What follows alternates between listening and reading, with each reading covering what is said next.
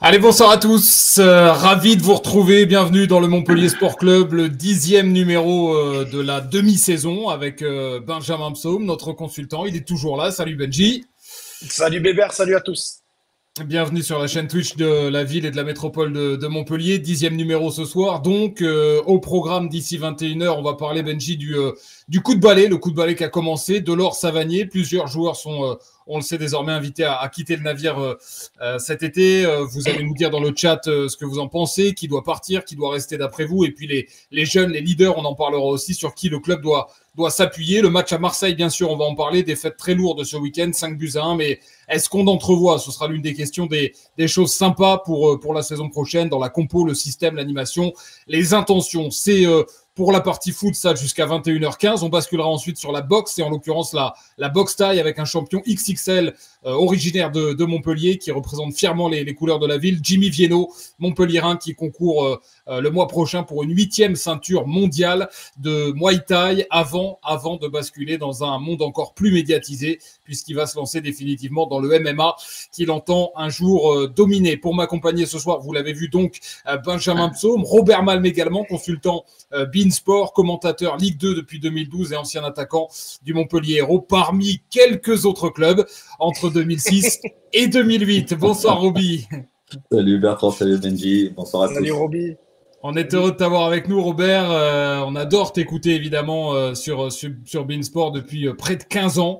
Vous n'avez pas joué ensemble avec Benjamin Psaume, mais tu as commenté les matchs de Benjamin Psaume. On pourra en dire un mot tout à l'heure. Laurent Sokoro également est avec nous. Ça va pas trop tailler. Non. C'est lui qui va nous le dire. Laurent Sokoro également, président du club central des supporters de Montpellier, l'un des deux groupes importants, l'un des deux groupes ultra au MHSC. Salut Lolo. Bonsoir à tous, groupe ultra, pas trop notre philosophie, mais supporter du MHC. Oui, supporter Laurent. Du MHSC, un des supporters de la première heure. Lolo, on est heureux de t'avoir aussi avec nous ce soir pour évoquer l'actualité du MHSC. C'est pas la saison la plus drôle que tu vis cette année, Lolo, hein? Non, c'est pas la plus drôle, mais bon, depuis 50 ans que nous suivons le club, on est quand même été habitué à avoir des descentes, donc ça nous chagrine parce que c'est les 50 ans du club, mais ça fait 2 ou 3 ans quand même qu'on voit le déclin s'annoncer, donc on n'est pas spécialement déçus. Pas surpris. Ouais, pas spécialement déçu parce qu'en effet c'était annoncé. Olive nous rejoint sur le chat, un petit coucou à Laurent, il nous dit, Antopayade également, salut à toi, Lucas aussi, salut la team MSC. C'est une croisière en fait, Roby, si tu découvres ce soir, ça s'appelle le Montpellier Sport Club, diminutif le MSC, on est sur un rythme de croisière en effet. Olive également qui nous dit je vous écouterai demain surtout, c'est en replay en effet sur YouTube et en podcast sur les plateformes audio. Anne également, Mallette aussi qui nous rejoint à l'instant, bonsoir à vous deux. Marseille-Montpellier donc, et j'ai choisi de démarrer comme ça. On a c'est de circonstances. Abemous, un buteur. Montpellier a perdu, mais Montpellier a marqué. C'est peut-être un détail pour certains, mais c'est c'est pour nous ça veut dire beaucoup parce que ça fait longtemps qu'on l'attendait. 7 matchs sans marquer pour Montpellier, entre celui face à Lyon, c'était Koulibaly, et celui à Marseille ce week-end de Mincarelli, c'est plus de 700 minutes. Roby, il a jamais connu ça dans sa carrière. 700 minutes sans marquer et sans compter les arrêts de jeu. C'est sûr. Benji, qu'est-ce que tu dis de ça? Est-ce que pour toi ça veut dire beaucoup, ou est-ce que c'est un détail? Est-ce que c'est anecdotique dans ce match-là, dans la fin de saison du MHSC? Parce que quand même on l'attendait. Oui, après pour moi, on en a parlé, pour moi c'est anecdotique. Dans le sens, alors c'est bien, on a remarqué, mais on remarque, on en a pris 5 dans la musette.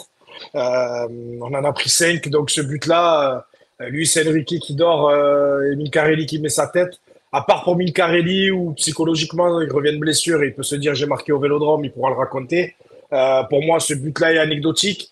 Je te dirais c'est important si jamais on arrive à mettre un 1-0, à gagner 1-0, un dernier match. On arrive déjà à regagner, raccrocher une équipe d'ici la fin de saison et qu'on arrive à marquer, je te dirais celui-là, il vaut peut-être un peu plus pour la dynamique après pour la saison prochaine. Mais celui-là, à 5-0, qu'on ait marqué là, honnêtement, pour moi, c'est anecdotique. Laurent, toi, tu as surtout retenu encore une fois les erreurs défensives. Je pense à N'Dolo Bill qui fait ce mauvais geste dans la surface qui vaut le penalty. Je pense aussi, et malgré tout le bien qu'on pense de lui, j'ai revu les buts tout à l'heure à Omer Hadji qui oublie totalement Raw dans la surface au marquage, qui laisse aller faire son aile de pigeon. Enfin voilà, il y a beaucoup d'erreurs. Tu retiens quoi? Tu retiens les grosses erreurs ou tu retiens un peu de positif même dans... Il faut arrêter de retenir les erreurs parce que des erreurs, on en a fait depuis le début de la saison. Donc, c'est pas ça que. C'est sur l'attitude en général qu'il faut, je pense, regarder et sur l'effectif présent sur le terrain. Voilà, quand on voit l'effectif présent sur le terrain et le jeu qu'on a pratiqué, parce que on a pratiqué un peu de football jusqu'à la 60e minute. Après, on a explosé physiquement. Mais retenir des erreurs d'Omeraghi, d'Endolo, même de Menkarili qui glisse sur le troisième ou quatrième but, qui glisse. Voilà, c'est les erreurs, on les a fait depuis le début de la saison. Et à un moment donné, on va passer là-dessus, de dire la saison elle est finie. Alors autant faire ce qu'ils font actuellement, c'est écarter tous les joueurs qui ne veulent plus garder et regarder le potentiel des jeunes qu'on a au centre de formation, savoir s'il y en a sur qui on peut s'appuyer et savoir surtout dans quelle direction on doit partir pour la saison prochaine. Il faut arrêter de regarder le résultat. Parce que... Ben oui, c'est ça qui est intéressant. On le disait, la nomination de Camara, c'est bien parce que ça lui permet de tester. Alors là, je suis d'accord avec toi, Laurent. Moi, j'ai plutôt bien aimé. Je me suis mis à la place d'Endolo, de Païs, de Mincarelli qui a un peu plus d'expérience. Robert, c'est ce que c'est. Tu vas jouer devant 66 000, je crois, ou 60 et quelques mille au Vélodrome, un match important comme ça. Je savais que ça allait être compliqué, mais pour la première fois depuis longtemps, j'ai vu à peu près, on a réussi à garder un petit peu le ballon sur certaines situations, on l'a gardé, on a réussi à jouer un peu au football. Après, les erreurs te plombent, bien évidemment, tout le reste. C'est dur de dire ça quand on a pris 5. Mais j'ai vu un petit peu, je vais pas te dire une patte, Camara, c'est trop tôt, mais j'ai vu que déjà, il aimait que son équipe essaye de conserver un peu plus le ballon que ce qu'on voyait toute la saison, où c'était plutôt de l'attaque rapide, de la transition, on essayait ça. Et là, j'ai vu que quand même, on parlera des jeunes individuellement peut-être de leur match, mais j'ai au moins vu qu'on a tenté de conserver un peu plus le ballon. Et il y a le facteur émotionnel où c'était très très dur pour tous ces jeunes de les faire démarrer au Vélodrome. Mais justement, par contre, quand ils vont aller jouer à Laval, Dunkerque et compagnie, sans faire injure, ils auront cette expérience-là de 60 000 personnes au Vélodrome et Camara pourra leur dire, rappelez-vous, quand vous avez joué au Vélodrome devant 60 000, c'était dur, mais voilà, là, c'est des contextes différents.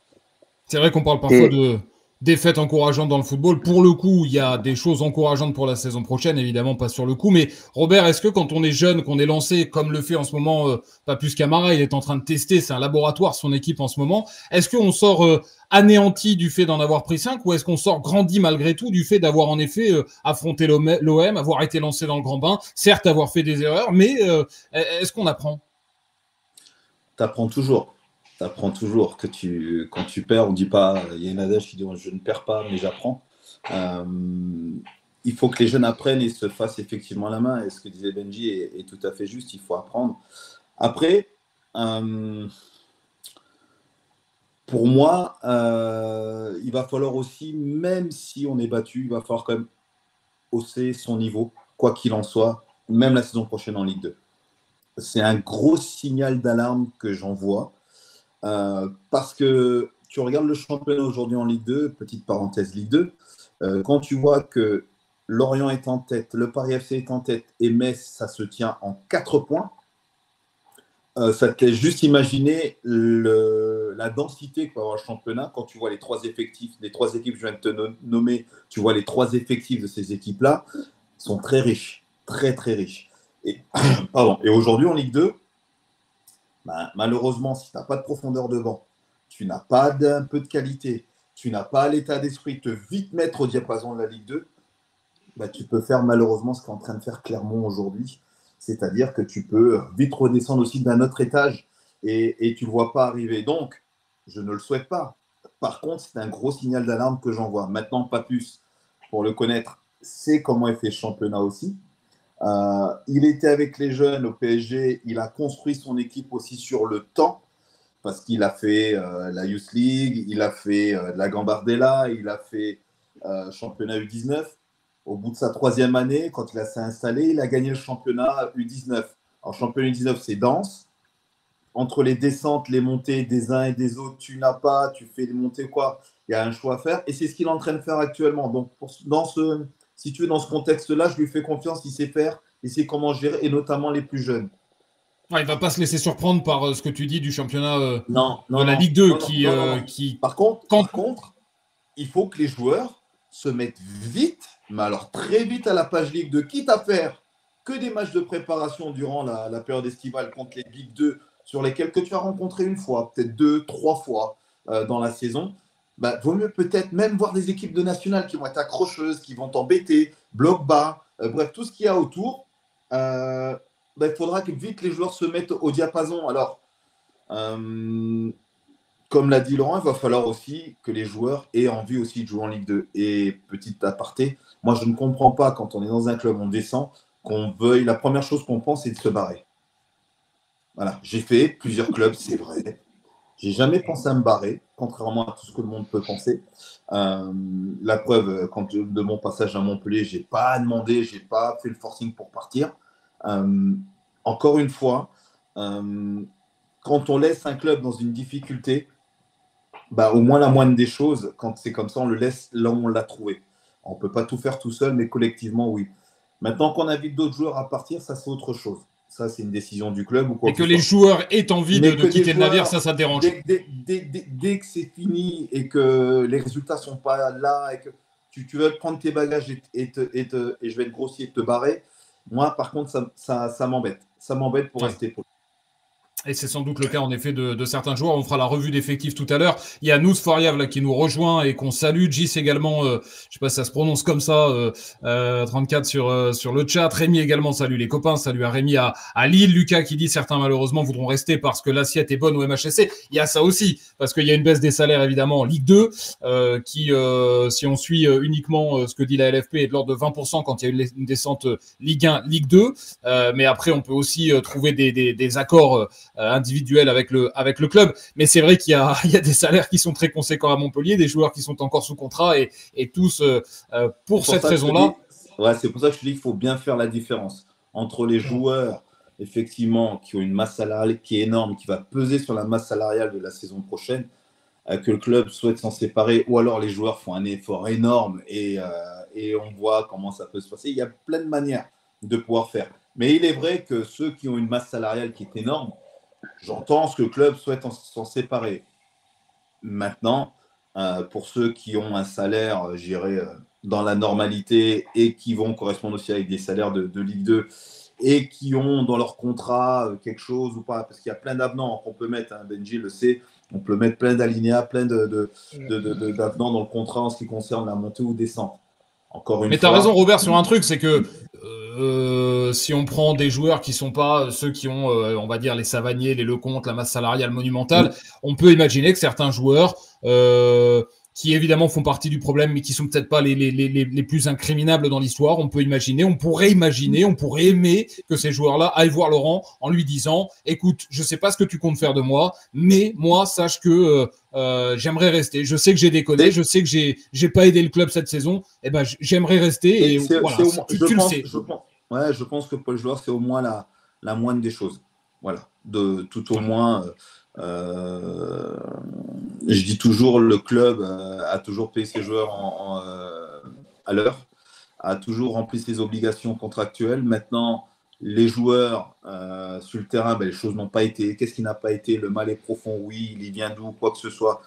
Il sera toujours temps de faire un bilan en fin de saison, mais à partir du moment où on décide de rester au MHSC, je suis désolé, il faut faire le job jusqu'au bout, c'est-à-dire faire en sorte de faire remonter le club le plus rapidement possible. Moi, c'est tout ce que je souhaite, que Montpellier remonte aussi vite, qu'il soit descendu. Après, il se peut que ça prenne un peu plus de temps. Ça peut prendre 1 an, 2 ans. Moi, quand je suis arrivé au club, le club, ça faisait déjà 3, 4 ans qui était quand même déjà en Ligue 2, pas qui végétait, mais qui manquait pas grand-chose. C'était toute une génération aussi de jeunes qui étaient là. Donc, Ça t'est arrivé, Robert, est-ce que Benji aussi, ça vous est arrivé de cette situation-là que tu réclames aujourd'hui, d'aller en fin de saison, parce qu'il y a une descente, d'aller voir le président et de lui dire moi je serai là si vous voulez la saison prochaine, je suis prêt à faire un effort financier, d'avoir baissé son salaire, c'est des choses qui vous sont arrivées? Alors, personnellement, moi, ça m'est arrivé, mais tu vas rire quand je vais te raconter ça. Malheureusement, on descend de Ligue 1 en Ligue 2 avec Toulouse. Pour moi, il n'était pas question que je parte. Et on m'a dit que je n'avais pas le niveau pour jouer en Ligue 2 avec Toulouse. Donc, du coup, on m'a demandé gentiment de partir. Bon, écoute, c'est aussi un cas de figure. C'est les trucs qui m'ont fait doucement rire, si tu veux, à ce moment-là. Beaucoup de personnes au club n'avaient pas compris, mais moi, j'étais prêt à jouer en Ligue 2 et à remonter avec le club. Surtout que le club avait mis tous les moyens pour pouvoir remonter. Benji, ça t'est arrivé, toi? Ouais, ça m'est arrivé. C'est surtout, alors, après, c'est pas Robert, j'aime ce que tu dis. Mais après, il ne faut pas être non plus fou. C'est très rare que des mecs qui sont descendus avec un club qui viennent et qui disent ah, je vous ai mis dans la merde. Ceux qui peuvent trouver quelque chose dans la même division déjà. Donc, tous ceux, il y a les agents derrière. Le joueur, quand il va dire à l'agent s'il a des clubs, il va aller dire. C'est le football de Didier Roustan qu'on est en train d'évoquer. Là, c'est le football romantique. Là, tu me vends le football romantique. Mais le problème, c'est que. Alors, non seulement pour moi, le football est plus romantique du tout, mais surtout de ce que j'ai vu et tout ce que j'ai entendu et tout ce que je sais sur l'effectif et le groupe du MHSC, je vois pas quel gars, s'il avait une propos avec un PFC qui monte, un Lorient qui monte, je vois pas quel gars va aller dire à Laurent, je fais un effort financier pour rester et te faire remonter. J'en vois pas, honnêtement. S'ils ont des propos, après tu sais comment c'est l'offre et la demande. Si le gars il a rien, s'il a que des petits clubs de Ligue 2 qui l'appellent, là il va peut-être dire à Laurent, voilà, je veux repartir. Mais moi après, la seule crainte que j'ai, Bébert, je finis. La seule crainte que j'ai, j'avais évoqué ça la semaine dernière, c'est il y a descente et descente pour moi. Il y a descendre, ça arrive à tout le monde, ça arrivé. Tu arrives parfois en fonction de la descente, si tu descends à la dernière journée, mais que tu as fait une saison un peu cohérente et compagnie. C'est une descente, ça arrive, ça fait mal au casque, mais ça arrive. Mais la descente que subit le MHSC, qui est une descente historique, ne l'oublions pas, ils vont sûrement faire le plus petit record, ils battent tous les records en ce moment, le plus petit record de nombre de points, ils nous battent à l'Avignon de l'époque. Je peux te dire qu'elle va tellement marquer à la fois le club et surtout tous les joueurs, parce que je pense que c'est une double descente pour ça, l'aspect psychologique, que limite il faudrait... tout le monde aura envie de tourner la page. On peut jamais virer 100% d'un effectif. Camara, il va s'appuyer sur quelques gars, mais il va falloir essayer de s'appuyer sur ceux qui ont le moins, à la rigueur, un peu joué, et on parlera de Païs qui est dans ce cas-là, qui sont le moins usés psychologiquement par la saison, parce que dès que tu vas garder des mecs qui ont été là, ils sont tellement usés, et comme dit Robert, si la prépa ne se passe pas super bien, tu joues des Ligue 2, des nationales, ça se passe pas bien, et première journée, tu vas jouer à Laval, et tu découvres, tu te fais enfoncer à Le Basser, qu'en fait, la Ligue 2, ça envoie, que c'est un peu champêtre le stade, et tu perds 2-0, j'ai peur que tout le monde, avec la saison qu'ils ont vécue et tout, moi je l'ai vécu ça déjà, des descentes et tu t'arrives pas à truc. Donc c'est un peu ça qui me fait peur, mais je vois pas de mec à Montpellier pour rebondir, aller voir Laurent et dire je vais te remettre en Ligue 1, tout ça. Alors, c'est ce que dit Jesse sur le chat. Aucun joueur n'est allé voir Laurent pour sauver l'emploi des salariés cette saison. Alors pourquoi ferait-il ce geste-là? Il y a nous qui nous dit est-ce que Maximovic serait une option pour la Ligue 2? À vrai dire, c'est pas envisagé jusqu'à présent. Mais peut-être que ça le sera. Mais lui, par contre, a monté. Lui, à parté. De ce qu'on sait en interne et tout, il a montré un état d'esprit incroyable. Extraordinaire. Vraiment incroyable au club, il a été extraordinaire. À voir. Lucas qui nous dit on a deux problèmes au MHSC, certains c'est pour leur salaire et d'autres pour leur niveau. Le pire c'est quand on cumule et on cumule ici les deux. Nous, ça j'ai lu. Payados qui nous a rejoint également sur le chat. Malette qui nous disait oui Jordan Ferry quand on évoquait tout à l'heure les joueurs avec des très gros salaires. Lucas qui dit on va descendre sportivement mais il faut surtout pas se prendre une descente administrative à cause du financier. Ça on l'a aussi déjà évoqué mais pour le coup sur cette saison la holding est prête à faire ce qu'il faut. Lucas d'ailleurs, Laurent Nicolin pour certains maladroitement, mais avait dit aussi récemment sur DAZN que justement, il espérait, mais il avait dans un coin de la tête le fait que peut-être des clubs allaient être rétrogradés administrativement ou financièrement et que peut-être ça pouvait sauver le MHSC.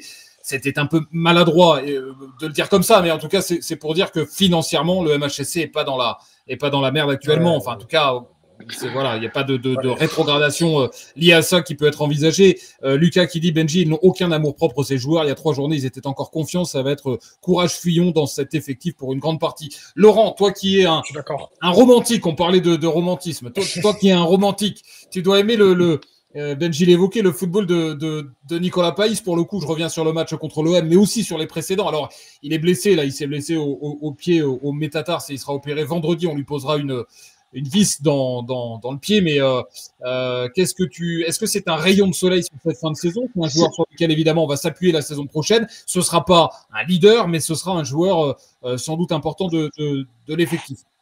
C'est la lueur de fin de saison qu'il pouvait avoir sur le club. Maintenant, il a trop peu de temps de jeu pour véritablement pouvoir voir son potentiel. On l'a vu sur le match de Coupe de France contre Montpellier, et c'était un match euphorique où Montpellier, encore une fois, était en dessous de tout, sur tous ses cadres.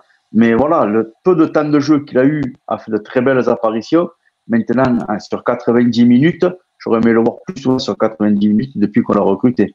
Mais oui, c'est un garçon sur lequel je pense qu'il va falloir s'appuyer pour l'année prochaine et d'autres peut-être aussi, parce que à la Ligue 2, il va falloir des guerriers. Là, cette année, on n'a eu que des parleurs, parce que chaque fois qu'il y avait quelque chose, on s'est réunis, on parle. C'est le cercle des poètes a disparu qu'on avait à Gramont. Donc, à un moment donné, voilà, il faut arrêter, quoi. Là, si on veut jouer un rôle important en Ligue 2, c'est des guerriers. Voilà, des guerriers, pas des gens lambda. Bon, pour moi, maintenant, c'est devenu des joueurs lambda. Et pour ceux qui voudraient aller voir le président pour voir rester au club, est-ce que les supporters les veulent vraiment encore? Parce que plus personne ne se reconnaît dans cette équipe. Ils n'ont aucune mentalité, ils n'ont aucun caractère. Ils sont là juste à attendre la fin de la saison. Et après, vogue la galère. Hein. Ils aillent se trouver un club et basta. Nous, personnellement, les supporters de tous ces gens-là, on n'en veut plus. On n'arrive même plus à s'identifier à eux. C'est ça. C'est ce qui est problématique, hein, c'est que je crois que il y a un désamour vis-à-vis de 90% du vestiaire. Il y a Arthur, tiens, qu'on avait invité également dans l'émission, Arthur Ray, que vous pouvez suivre aussi sur sa chaîne Twitch, qui nous passe une tête et qui nous dit bonsoir les gars, bonne émission. Lucas qui nous dit très très bonne référence, Laurent cinématographique, le cercle des poètes disparus, excellent. Blue également qui est là, qui nous dit coucou, est-ce qu'on peut parler de Maximovic? Je pense sérieusement qu'il peut être le profil parfait à la Hilton avec énormément d'expérience pour encourager les jeunes. Vous en pensez quoi? Oui, moi j'adore la mentalité, j'aime le joueur, j'aime évidemment son expérience et sa carrière. J'aimerais qu'il reste à Montpellier. J'ai quand même de sérieux doutes, mais qu'est-ce que vous en dites, Roby et Benji? Encore une fois, ça va être le financier qui va parler dans un premier temps. Eh oui. Parce que je ne sais pas quel est le salaire qu'il touche. Après, il est revenu pour cacahuètes. Hein. Il est revenu vraiment pour se relancer. De ce qu'on sait, il est revenu pour pas grand-chose en termes de salaire. Il a fait déjà un très gros effort. Alors après, si ce que tu dis, Benji, est confirmé, il faut faire peut-être l'effort sur ce joueur-là, à un moment donné, de le garder. Et comme disait Bertrand, effectivement, que ce soit un cadre de cette équipe et qu'on bâtisse après autour de lui et qu'on ait des joueurs qui ressemblent, qui aient cette mentalité-là, qui aient envie de se battre, qui aient envie d'apporter au club et qui va permettre aux jeunes aussi, justement, d'être dans cette mentalité-là. Et puis après, à un moment donné, n'ayons pas peur. Hein. Aux jeunes, aujourd'hui aussi, de savoir saisir cette opportunité-là qui leur est offerte. Et une descente, souvent, on crie catastrophe, on dit oui, effectivement, économiquement, et je pense aux salariés aussi, parce que il va falloir aussi réduire la voilure aussi à un moment donné, malheureusement, en termes des salariés, et c'est eux qui trinquent. Et après, aux jeunes dans le club, à un moment donné, c'est une aubaine pour eux. C'est une aubaine de pouvoir avoir, d'avoir un coach comme Zoumana Kamara, d'avoir pas plus comme coach. 2, d'avoir, je pense qu'à Montpellier, on n'est pas trop mauvais en termes de formation. On sait quand même former des joueurs. On en a sorti un paquet quand même de joueurs. Ouais, mais je te coupe, Robert, mais il y a combien de temps que les équipes de jeunes n'ont pas un résultat? Ouais, c'est vrai que. Alors, je suis. Non, mais La formation, je pense que la formation, en ce moment, elle n'est pas très bonne sur Montpellier. Là, il y a un creux. Mais Laurent, je suis, et j'entends ce que tu dis, et on se fie toujours effectivement au résultat. Mais à un moment donné, est-ce que finalement, on n'a peut-être pas plus de talent que ça qui sommeille effectivement au centre de formation, sur lequel on ne s'appuie peut-être pas plus, sur lequel on ne fait peut-être pas plus confiance, sur lequel peut-être parce qu'à un moment donné, bah oui, on a eu les moyens de faire des transferts, on a vendu des joueurs, on a eu des situations qui t'ont permis peut-être d'aller chercher des joueurs à l'extérieur et peut-être de moins intégrer, si tu veux aussi, de jeunes talents, peut-être des joueurs à qui il ne manque pas grand-chose, si tu veux, pour pouvoir postuler et être dans le groupe professionnel. Aujourd'hui, et j'entends ce que tu dis, mais aujourd'hui, c'est à eux. Ils ont une chance phénoménale. Même pour ceux qui ne sont peut-être pas les plus talentueux, mais aujourd'hui, ils ont une chance phénoménale d'avoir cette opportunité-là de pouvoir jouer. Et bien, à eux aussi maintenant de pouvoir prouver qu'ils méritent, parce que ce n'est pas tout d'être bon, mais en même temps, il faut mériter, il faut durer. Je suis complètement d'accord avec toi, Robert. Sur le fait qu'une descente, c'est aussi une occasion, une opportunité. Après, là où tu as raison, Laurent, c'est que le centre de formation, comme l'ensemble du club et tous les étages, et ça fait longtemps qu'on le dit, doit aussi retrouver du sérieux, doit aussi se remettre en question. Il y a des gens qui travaillent très bien. Je pense évidemment à Frédéric Gardy, qui est une référence de la formation en France, mais il y a aussi un grand ménage à faire et du sérieux à retrouver. L'histoire entre qu'on a évoqué dans cette émission entre Bertrand Rezeau, qui a par ailleurs sans doute beaucoup de qualité et qui a eu d'expérience dans la formation, il a dirigé des grands centres, mais l'histoire avec son fils qui met son nez au centre de formation, qui est plus ou moins agent et qui conseille les joueurs sur le bord du terrain, tente d'en rapatrier certains dans sa besace pour le compte de l'agent pour lequel il travaille. Je trouve que c'est des méthodes et une façon de faire qui est totalement inacceptable. Et il faut aujourd'hui que le centre de formation retrouve du sérieux dans la gestion des joueurs. Il faut qu'il y ait de la justice aussi dans la gestion des joueurs et qu'on fasse pas passer tel joueur qui est un peu moins performant par rapport à un autre, tout ça parce qu'il travaille avec tel ou tel agent. Il faut qu'à un moment donné, il y ait un peu de sérieux qui revienne aussi au centre de formation. Je pense que Laurent Nicolin, qui a repris fermement les commandes de la boutique, la sienne pour le coup, son argent, son club, et ben à un moment donné, il va falloir que quand il dit on va rebâtir de manière saine avec des personnes saines, et ben il faut que ça aille du centre de formation jusqu'au bureau, jusqu'au stade, jusqu'à la Mosson, jusqu'à Gramont, que ce soit partout. Et ça n'épargnera pas le centre de formation. Et l'un des plus exemples, pour moi, le plus gros échec et la plus grande preuve qu'on a un souci de formation quand même, Bébert, c'est que on est quand même, on en parlait de lui, je fais le parallèle, c'est Nicolas Païs. Tu te rends compte que Nicolas Païs, on est allé chercher en CFA, et nous, ça veut dire qu'on peut pas former un joueur comme ça. On l'a pas recruté, il est passé entre les mailles du filet de chez nous. Et surtout, ça veut dire si on le recrute au Puy, Dieu sait que j'aime ce club, si on va le chercher là-bas, c'est parce qu'on n'a pas ça à la maison. On n'a pas ça en N3, on n'a pas ça, et on est obligé. Et je me mets à la place aussi d'un jeune. Moi, quand j'étais au TFC formé et que je jouais en CFA, ça m'aurait fait chier que le club aille chercher et donner le contrat pro à un mec qui joue en CFA dans un autre club, un club plus amateur que le mien. Et donc, la signature de Païs, elle est un petit peu dans ce sens-là un aveu d'échec de la formation montpelliéraine. Parce qu'en gros, on a vu ce qu'on n'avait pas à domicile, on a vu là-bas, il nous a mis la misère en Coupe de France. Après, je t'en avais parlé, lui, tout le monde le connaît. Il est suivi par énormément de clubs de Ligue 2, de Ligue 1. Mais il nous met la misère en Coupe de France. Allez, bam, limite, on le fait monter dans le bus à la fin du match. Il revient avec nous quelques mois après. C'est un aveu d'échec sur recrutement. Et Benji, ça t'aurait fait chier en tant que jeune joueur, et je pense que ça t'aurait fait chier aussi en tant que joueur professionnel confirmé dans une équipe, de voir qu'au mois d'avril, Roby, pareil, le meilleur joueur de l'effectif, soit un joueur de National 2, arrivé 3 mois plus tôt. C'est ce que je t'ai dit samedi au match quand on a discuté. Le meilleur offensif. Mais pourquoi aussi, ça rejoint ce que je te disais tout à l'heure. Il a des qualités, bien évidemment. On l'a tous vu, Laurent, Robert, pied gauche, très intéressant, très très bon manière de ballon, très bien. Ouais. Mais il a une chose aussi qu'il n'y en a aucun dans cet effectif qu'il y a, c'est qu'il a de la fraîcheur.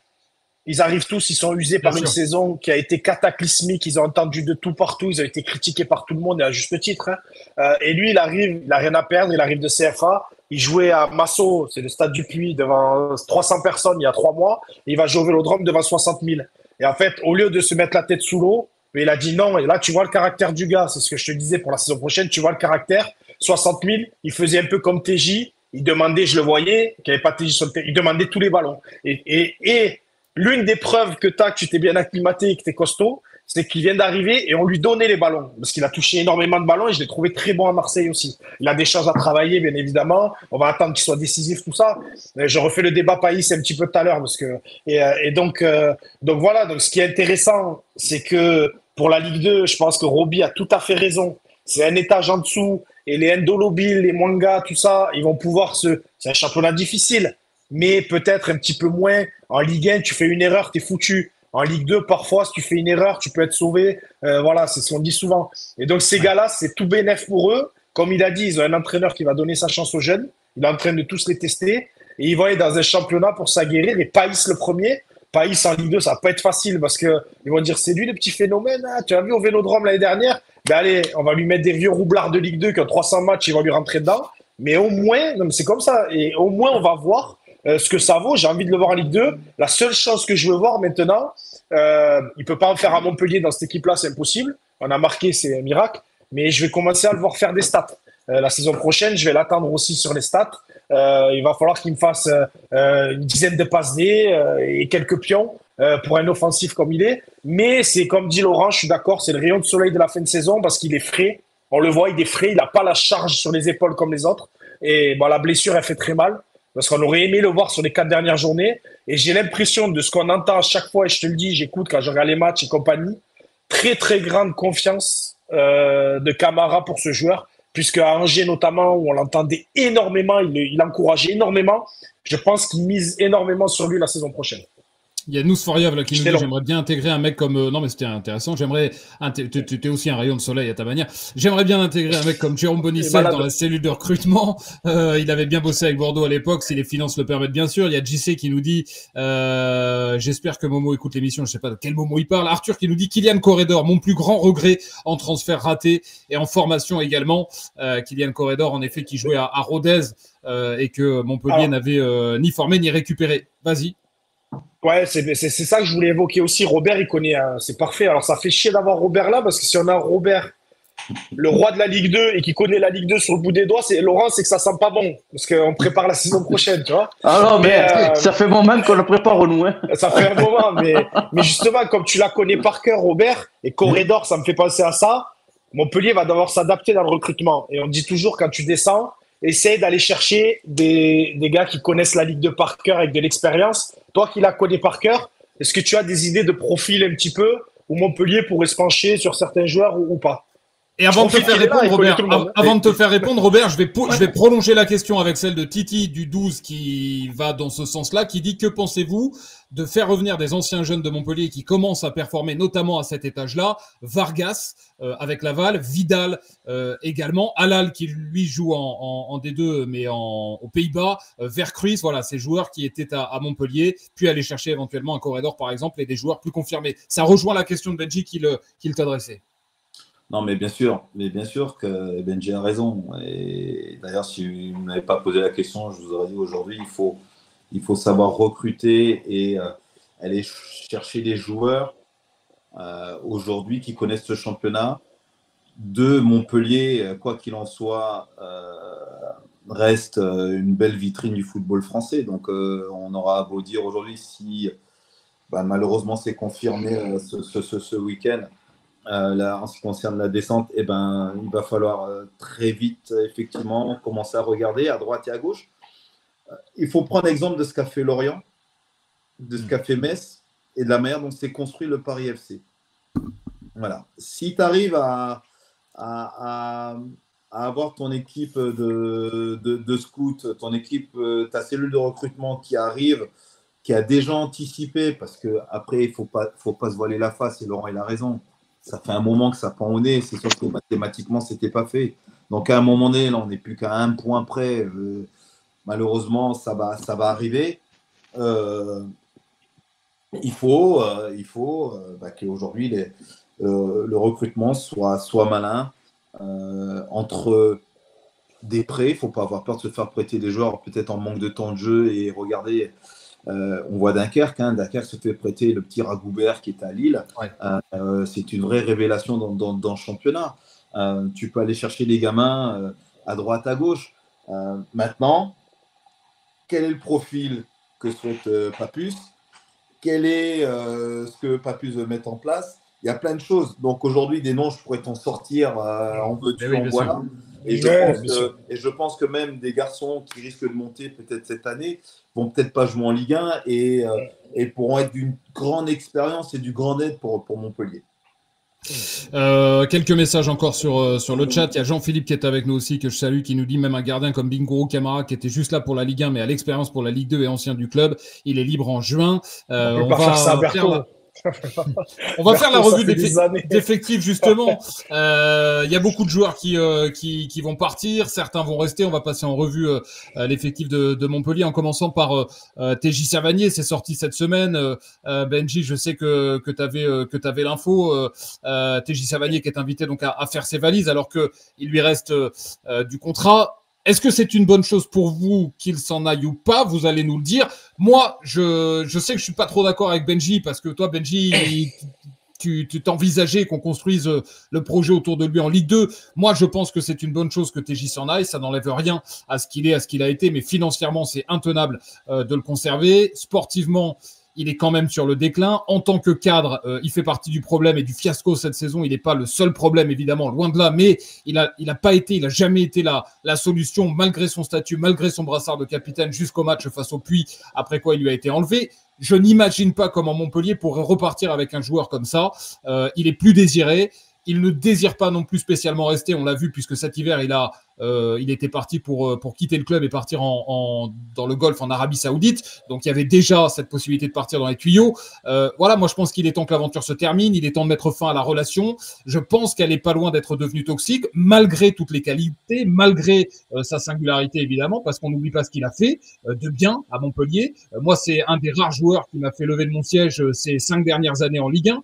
Il y en a pas beaucoup des joueurs comme ça. TJ Savanier, je veux dire, il y a les joueurs du top 5 qui peuvent me faire lever de mon siège, et encore pas tous. TJ Savanier en fait partie, donc il a fait des choses absolument fantastiques. Il a un pied, je ne sais pas si on reverra ce pied, cette qualité de pied à Montpellier dans les 10 prochaines années. En revanche, je pense que TJ Savanier avait le pied mais n'avait pas les épaules. Les épaules notamment pour être un leader, pour souder ce vestiaire dans les moments difficiles comme on a connu cette saison.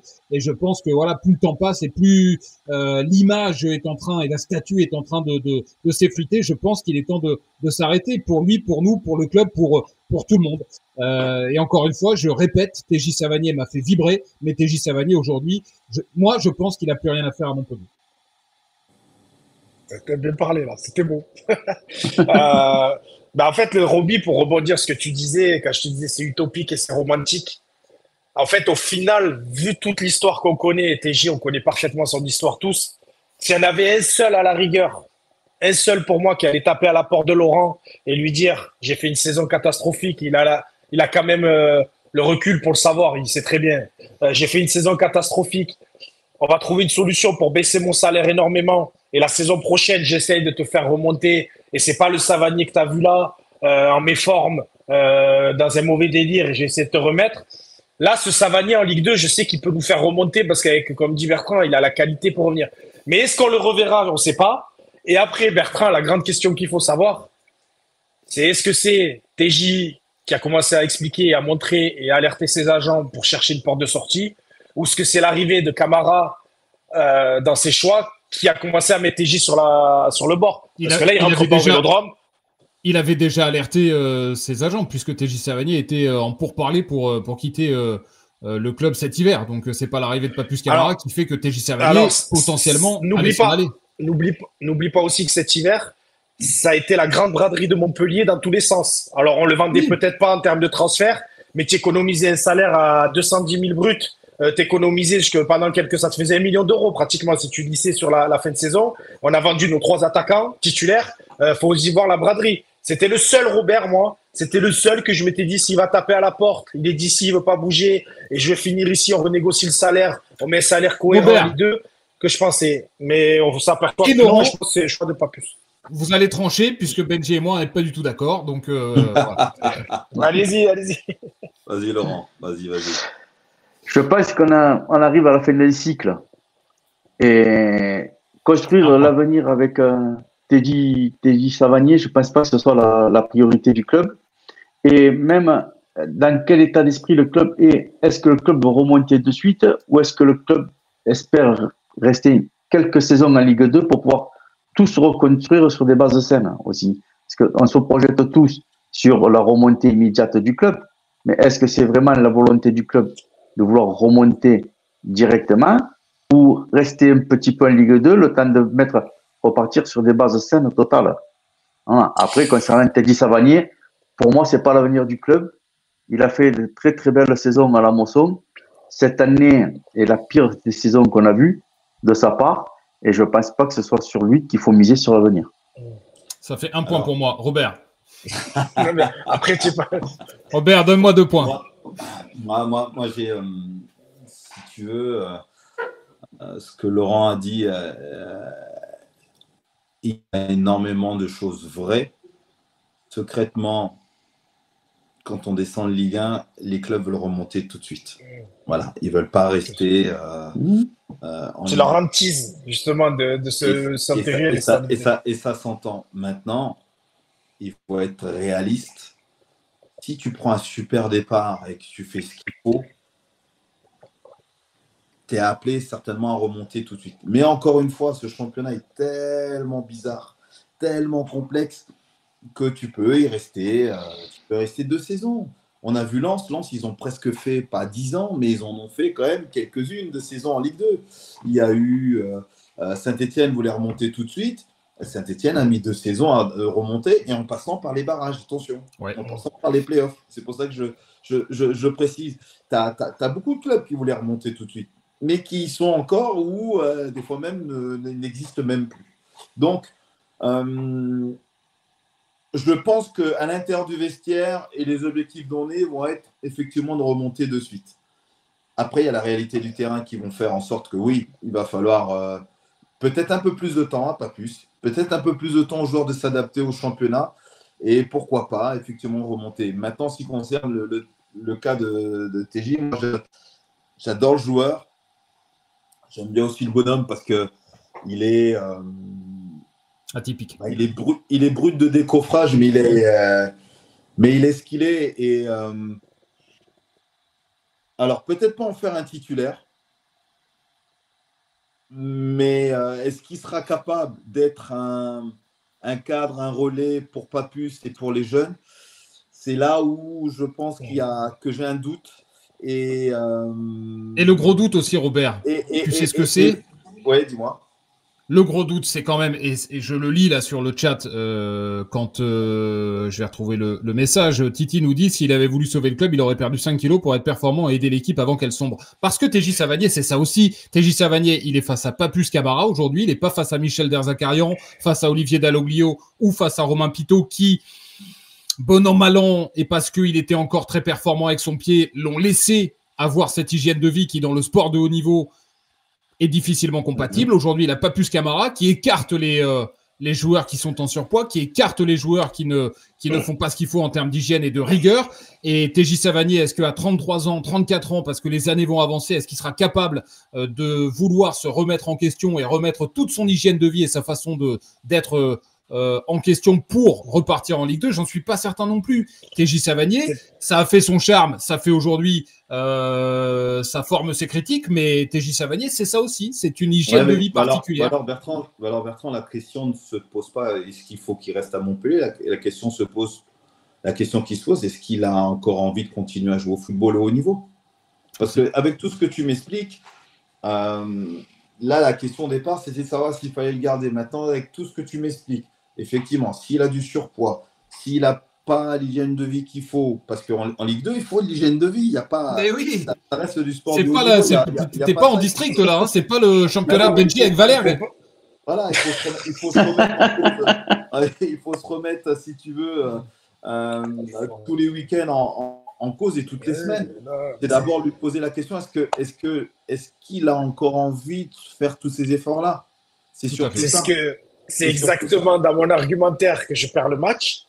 J'ai dit le TJ revanchard et qui va voir Laurent et qui dit j'ai fait une saison catastrophique. Quand j'ai dit une saison catastrophique, le poids fait partie de ça. Le manque d'implication, le manque de trucs fait partie de ça. Et c'est quand je te dis un TJ revanchard qui vient taper à la porte et qui dit, voilà, j'ai fait le coup à Laurent et je vais essayer de tout faire et tout mettre en œuvre, ça passe par l'hygiène de vie, parce que tu veux. Mais après, TJ a un fonctionnement particulier où pendant 10 ans, il a fait une carrière en ayant ce mode de vie. Il a performé quand même en ayant ce mode de vie. Aujourd'hui. Ouais, mais Benji, il a performé. On le savait. Il a performé essentiellement. Alors, écoute, on va clore le débat. Et je vais rejoindre Benjamin par rapport à TJ. Voilà, tout simplement. Après, il y a la réalité aussi. Hein, il ne faut pas non plus avoir peur de le dire. Il y a la réalité aussi du terrain, la réalité de la performance. Maintenant, est-ce que je suis un doux rêveur? Est-ce que je suis quelqu'un qui aussi ne veut pas non plus condamner non plus un sportif de haut niveau? Et avec Benji, on le sait combien c'est dur, on sait combien c'est usant. Avec Lolo, on sait aussi. C'est très bien. On sait. Pardon? Avec Laurent, on le sait aussi. Oui, avec Laurent. Oui, toi, Bertrand. C'est pour ça que je ne performe pas en ce moment, je suis sur toi. On a notre petit niveau. Quand je dis ça, attention, ne vous méprenez pas, c'est pas quelque chose où je vous dis vous connaissez rien, c'est pas du tout ça. C'est surtout, voilà, on sait voilà, les efforts qu'il faut faire, on sait l'implication qu'on a. Par contre, ce qui est dangereux à cet âge-là, c'est quand tu lâches un petit peu, eh ben, ça devient compliqué de rattraper, si tu veux, le niveau que tu as pu avoir. C'est ce qui me fait peur. Ou tout au moins de t'en approcher. Si tu restes focus, tu restes concentré, tu n'as pas eu la saison que tu as eue, tu peux encore effectivement avoir ce truc. J'ose penser qu'il peut encore le faire. Parce que moi, à son âge, j'ai pu continuer encore à courir. Mais est-ce que lui, il en a envie? Est-ce que Benji, il a envie de le faire? De toute façon, le débat, Robert, a été tranché. Le débat a été tranché parce que quand Zoumana ne le fait pas rentrer une minute au Vélodrome et commence à le mettre en plaçant, et on apprend après, parce que j'allais te dire ça, quand on a appris dans les petits papiers qu'il n'allait pas être gardé, qu'ils allaient trouver une porte de sortie, ça a été tranché par le club. Donc là, on fait un débat pour rien parce qu'on sait qu'il ne sera pas là la saison prochaine. Mais c'est vrai que je pense que c'est la patte Zoumana qui a écarté tous ces mecs-là pour marquer son groupe. Benjamin, attention encore une chose. Ok, une décision a été prise en ce qui le concerne. Est-ce que la porte de sortie va être trouvée? C'est ça le truc. Parce qu'il y a du contrat. Encore. Il y a le contrat. Quels sont les avenants? Quels sont les aboutissants du contrat? On ne le connaît pas dans les détails. Est-ce que, c'est ce que je te dis, c'est pour ça que je te dis, est-ce qu'il veut encore continuer à jouer au football? Est-ce qu'il va y avoir un arrangement à l'amiable entre le club et puis TJ pour qu'il puisse s'en aller? Et si jamais il n'y a rien de tout ça et qu'il reste, on fait comment? Ben là, c'est compliqué. C'est compliqué, ça a été un petit peu montré. Que la décision soit prise, je l'entends. Que les dirigeants la prennent, et encore, heureusement qu'ils prennent une décision qui savent trancher. Après, c'est de savoir, voilà, est-ce que toutes les parties vont être d'accord et vont trouver ce terrain d'entente pour permettre à TJ, 1, de partir, 2, alléger considérablement la masse salariale, si on se fie aux chiffres qui sont donnés par rapport à son salaire. Et puis encore une fois, tout ça, il faut. Après, moi, très honnêtement, autant j'ai des doutes sur un Jordan Ferry que des clubs viennent lui offrir ce qu'il gagne aujourd'hui à Montpellier ou ce qu'il pourrait gagner en Ligue 2. Autant sur un TJ Savanier, j'ai pas de doute qu'il y ait des championnats, et notamment l'Arabie Saoudite, mais d'autres qui puissent venir le chercher. Ils viennent chercher des anciennes gloires, ils viennent chercher des joueurs un peu sur la fin, parce que ce sont des joueurs spectaculaires, parce que ce sont. Voilà, Bertrand, pour leur championnat, ce sont des joueurs qui. Bertrand, attention à une chose. Tu as donné des choses sur l'extra-sportif. Que tu as des championnats exotiques aujourd'hui dans lesquels, effectivement, les joueurs vont pour finir leur carrière ou vont parce qu'ils sont au-dessus. Attention, ces championnats-là, aujourd'hui, demandent aussi beaucoup qui concerne l'exigence. En dehors, oui, c'est pas le Club Med. C'est plus le Club Med. C'est pas le Club Med. Attention, parce que ils vont vite. Eux, par contre, sont vite capables de te dire, et dehors, hein, et sans ménagement. Hein. Donc, c'est vrai aussi. C'est un dossier qui n'est pas simple à gérer. Mais de toute façon, il n'y a que des dossiers compliqués. Là. Ouais, il faudra vite trouver une solution pour le club, en tout cas. Je peux rebondir, Bébert, au final, il y a un seul cas, on comprend un petit peu ce que veut faire Camara. Il y a réellement un seul cas actuellement où je me pose des questions et tu l'as évoqué, c'est le cas Jordan Ferry, qui on peut le mettre dans le même lot que TJ, que Wabi, que Andy, un petit peu dans le même lot où ces cadres qui n'ont pas performé, qui sont en méforme un petit peu. Et par contre, lui, on se rend compte, depuis qu'il est là, qu'il lui fait confiance. Il le fait jouer, il le fait démarrer, il a l'air de s'appuyer sur lui. Et c'est le seul de tous ces cadres-là, avec le Comte, qui est un cas gardien un petit peu particulier, mais c'est le seul cadre, par contre, sur qui j'ai l'impression qu'il mise. Et Ferry, n'oublions pas, si je ne me trompe pas, Bébert, il a encore du contrat aussi. Oui. Donc, il arrive, on dit que c'est un laboratoire, et dans le laboratoire, il nous met un joueur qui a été cadre, et il le fait, par contre, lui, lui donne énormément de minutes. Est-ce que c'est pas un signal qui va peut-être s'appuyer sur lui la saison prochaine en Ligue 2? C'est ça le débat. Il a écarté tout le monde sauf lui. C'est une vraie incompréhension. En effet, il y a les autres cadres. Julien Silla, Caserie, Delors, c'est réglé parce que le contrat est terminé au mois de juin. Il y a le Comte. Le Comte, moi, j'ai aussi le sentiment que l'histoire doit se terminer, mais il y a encore du contrat parce que le rapport qualité-prix, qualité-coût en termes de salaire est absolument pas satisfaisant aujourd'hui et que ce sera intenable aussi en Ligue 2. Chotard, parce que je pense qu'il est temps qu'il sorte du bourbier, que ça aurait dû être fait depuis longtemps pour lui, pour le club aussi. C'est une totale anomalie que Joris Chotard soit encore à Montpellier. Je pense qu'il est pris en plus aujourd'hui dans l'engrenage et dans la spirale négative et ça ne sert ni lui, ni le club, ni l'équipe, ni personne.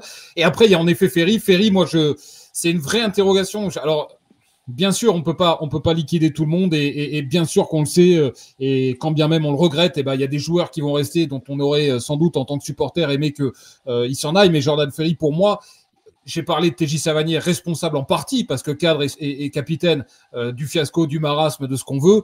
Jordan Ferry, le président l'a ciblé. Jordan Ferry, tout le monde le sait, il est considéré comme par beaucoup d'entraîneurs qui sont passés récemment, que ce soit Dalloglio, Pito, Fred Mendy qui nous l'a chargé à plusieurs reprises dans l'émission, Michel Derzakarian aussi qui l'avait écarté à un moment donné quand il était encore en poste. Jordan Ferry fait partie de ce qu'on pourrait qualifier, enfin de ce que beaucoup qualifient de poison dans le vestiaire, de joueurs à l'impact et à l'influence assez négative dans le vestiaire et sur le terrain. Moi, c'est une vraie interrogation le fait que Zoumana Camara s'appuie sur lui. Mais t'as raison. Est-ce que c'est un signal sur le fait que Jordan Ferry sera toujours là la saison prochaine? Je sais pas. Je sais pas ce que t'en dis, toi, Laurent. Je sais que toi, tu veux voir des joueurs quitter le navire. Tu disais tout à l'heure, on n'arrive plus à s'identifier. Est-ce que Jordan Ferry, par exemple, s'il est là la saison prochaine, si c'est un cadre de l'équipe, t'auras la possibilité, t'arriveras encore à t'identifier à un joueur comme ça? Surtout, non. Vas-y, Laurent, juste une seconde. Surtout avec ce qui se passe à la fin de Angers, quand même, où Laurent charge les gars, et lui, il arrive en interview, et il s'en va. À partir du moment où il a dit ça, je m'en vais. À partir du moment où il a dit ça, je me suis dit, mais ça y est, Laurent, c'est fini, Ferry à Montpellier. Et après, il démarre. Excuse-moi, Laurent.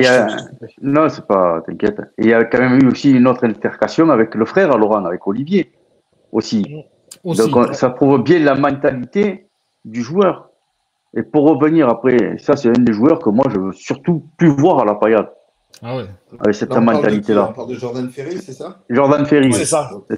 Après, je me pose des questions, moi, avec Joris Chotard, qui n'a pas fait une saison extraordinaire, qui est un enfant du club. S'il n'arrive pas, lui, à trouver un club, est-ce qu'on ne peut pas miser, peut-être, sur un garçon comme Chotard pour repartir? Mais tu sais, Lolo, je pense que... Parce que vu la saison qu'il a fait... Je ne pense pas qu'il y aura plusieurs choses. De monde à la porte. Il n'a pas fait une bonne saison, mais il conserve une cote. Donc je pense qu'il y aura quand même des joueurs. Tu ne vas pas le vendre 5 millions d'euros, mais tu le vendras 2 ou 3 millions d'euros quand même. Tu arriveras à trouver un club. Lui, je pense que malgré le fait qu'il n'ait pas fait une grosse saison, en effet, et qu'il soit pris dans la spirale négative, je pense quand même que Joris Chotard, pour service rendu, il est là depuis qu'il a 17 ans, lancé en Ligue 1 par Michel Derzakarian. J'ai tendance à penser qu'il mérite de partir, qu'il mérite d'aller se relancer ailleurs qu'en Ligue 2. C'est quand même un joueur qui était international espoir il y a peu. J'aurais pas envie de l'enterrer à Montpellier. Pour le coup, d'autres, je pense, comme Roby disait tout à l'heure, qu'ils peuvent rester pour dire, voilà, on fait partie du fiasco, on aide le club à remonter. Joris Chotard, je pense qu'il a suffisamment donné pour mériter d'aller voir ailleurs aujourd'hui, à un niveau qui lui correspond. Et je pense qu'aujourd'hui, Joris, c'est simplement aussi une valeur marchande aussi pour Montpellier. N'ayons pas peur non plus des mots, parce que le budget va être divisé par 3, par 4. Donc, à un moment donné, si Joris part, et comme tu le disais, Bertrand, part pour service rendu et un bon de sortie, il serait tout à fait logique qu'on le retrouve à l'étage au-dessus et qu'il rapporte de l'argent pour le club. Après, Laurent a raison, pourquoi pas non plus miser sur Joris? Parce qu'aujourd'hui, n'oublions pas non plus, il y a un contexte économique qui fait qu'aujourd'hui, ce n'est pas tous les clubs qui vont pouvoir se permettre de payer un transfert pour Joris Chotard, mis à part s'il va à l'étranger, ou alors il est dans un top 5 de clubs français en Ligue 1, et même le top 5 aujourd'hui va même plutôt chercher à dégraisser les effectifs qui sont, mis à part Paris qui est dans une autre galaxie, et puis on peut mettre Marseille et Monaco qui peuvent avoir des effectifs pléthoriques parce qu'ils vont jouer des compétitions telles que la Ligue des Champions, ils sont sur tous les tableaux. Mais mis à part ça, je ne vois pas aujourd'hui, si tu veux, je t'aurais dit un club comme Lens aurait pu convenir à Joris Chotard.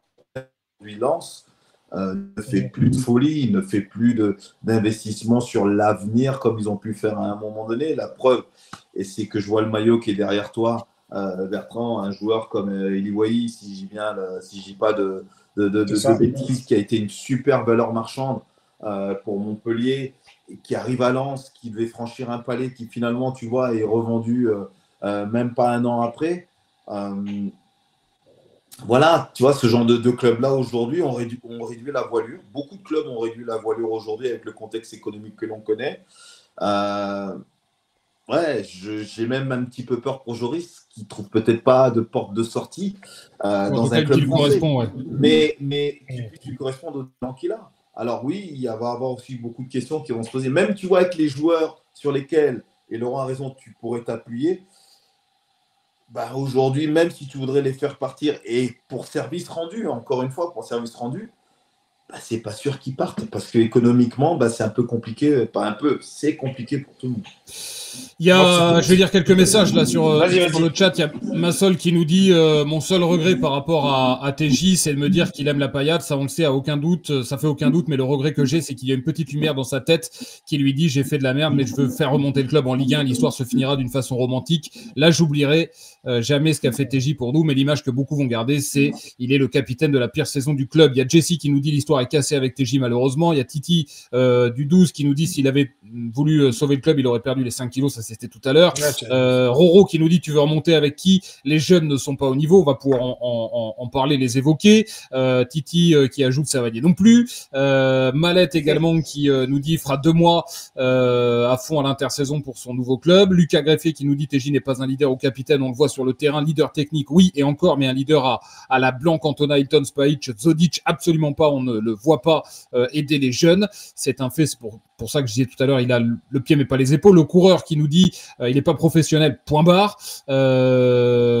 Voilà, ça c'est des messages qui concernaient TJ. Mallette qui nous disait il garde Ferry pour avoir un Mendy très chaud au MSC. Ouais, Fred Mendy est toujours très très chaud quand il s'agit d'évoquer Jordan Ferry.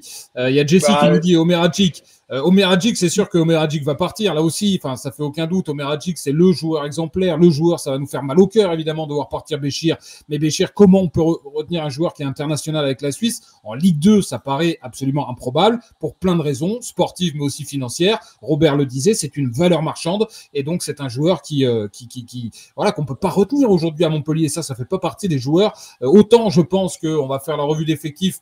Moi, j'ai tendance à penser qu'un Kiki Kouyaté, potentiellement petite valeur marchande, petite, je dis bien petite, Kiki Kouyaté, moi j'aimerais bien qu'il reste. Voilà, je sais que certains le mettent dans le lot des cadres défaillants cette saison. Moi je pense que c'est pas un tordu, loin de là, et je pense que Kiki Kouyaté pourrait servir à Montpellier, pourrait être un joueur qui fasse partie de l'éventuelle remontée, encadrer en défense centrale les jeunes. Il a fait une saison absolument catastrophique, oui, comme tout le monde, mais j'ai tendance à le mettre un peu à part, pas dans le même panier. Après, il y a quelque chose qu'il faut évoquer, Bertrand, qui est propre vraiment aux joueurs. Alors, c'était à mon époque. Robert saura mieux que moi. Mais en gros, pour schématiser, quand tu es un joueur de Ligue 1 avec plus de 100 matchs, comme les joueurs que tu viens d'évoquer, qui ont quand même une assurance et que c'est leur championnat, quand tu leur parles de Ligue 2, m'en parle pas. C'est changement de statut. Je l'ai vécu avec plein de joueurs qui étaient des joueurs de Ligue 1. Et il me disait des fois, j'ai une offre, mais pourquoi ils m'ont appelé eux et tout. Quand tu es un joueur de Ligue 1 et que tu as un certain statut, la Ligue 2, tu ne veux pas en entendre parler. Donc, est-ce qu'un Kiki Kouyaté, moi je suis d'accord avec toi, hein, c'est des mecs, s'ils pouvaient rester en Ligue 2, s'il est épargné par les blessures, Cette saison, les blessures lui ont fait très très mal. Mais lui, c'est le genre de mec, tu vas à Laval, à Dunkerque et compagnie, tu vas avec lui, tu vas au mastic. Mais est-ce que lui, international malien quand même, vis-à-vis de sa sélection et compagnie, et il peut se dire, s'il a une offre d'un club qui monte d'un autre, je le comprendrai, il va aller en Ligue 1, parce que la Ligue 2, malgré tout, c'est pour un joueur de Ligue 1, ça reste un choc de descendre d'une division et de s'installer dans cette division. Après, il y a l'âge qui peut faire que des fois, tu descends de division, ça se fait souvent avec l'âge et tout. Mais Béchir, c'est pareil. Béchir, soyons pas fous. Béchir, on le verra plus. Et je veux plus le voir à Montpellier. Je vais être honnête. Il a été exemplaire. Je veux plus le voir à Montpellier. J'ai envie de le voir à Nice la saison prochaine, à Rennes, à Lens. J'ai envie de le voir performer. Joris, c'est la même chose. Je veux plus le voir à Montpellier, Joris. J'en veux plus. Parce que service rendu, il a fait une mauvaise saison, mais il a toujours été exemplaire dans l'attitude et tout. Va à Nice, que je te regarde jouer à Nice, à Lens et compagnie. Ils mettent 1 ou 2 millions. Roby, allez, pour Nice, avec Ineos, on met 2 millions sur Chotard et on essaye de le relancer. Et c'est le genre de joueur, en plus, Chotard, c'est ce que je te disais. Il a tellement mal vécu cette descente que si tu le gardes et que ça se passe pas très bien, c'est l'un des premiers qui va plonger. C'est même pas la qualité du joueur. C'est l'un des premiers qui va plonger. Donc, partez, allez-y, et ceux qui peuvent. Il y a Cold Smile là, qui nous disait il y a trop d'inconnus, trop d'incertitudes autour de Savanier pour lui redonner les clés du camion sur le plan physique, sur le plan technique et surtout au niveau de sa mentalité. Le vestiaire, en ayant contribué à créer volontairement ou involontairement des clans au sein du vestiaire, on doit tourner la page inexorablement et tant pis pour l'image écornée qui accompagnera le départ de TJ. Il y a Massol aussi qui répondait à ce que je disais sur Kiki Kouyaté. Je vais lire son message. D'accord avec toi, mais si on critique Savanier, on peut parler de l'attitude de Kiki contre Sainté, ne pas courir et défendre sur le second but. Je crois que c'est, je sais plus qui ne l'avait pas épargné dans l'émission en été. Le Talec. C'était Damien Le Talec sur le Damien Le Talec. Sur le second but. Alors ça oui, mais c'est les match. On n'a pas oublié ce qu'il a fait sur ce match en rigolant derrière en plus. C'est la vie de Massol. C'est sûr que de toute façon, des joueurs ont divisé. Benji, j'avance juste sur la revue d'effectifs. Il est déjà 21h et Robert, il est en heure sup là, donc je vais devoir banquer. Il me coûte cher, Roby. Je vais vous donner une liste de joueurs, moi, sur lesquels je m'appuierai. Vous me dites si vous êtes, ensuite je fais un tour de table rapide, vous me dites si vous êtes d'accord avec moi.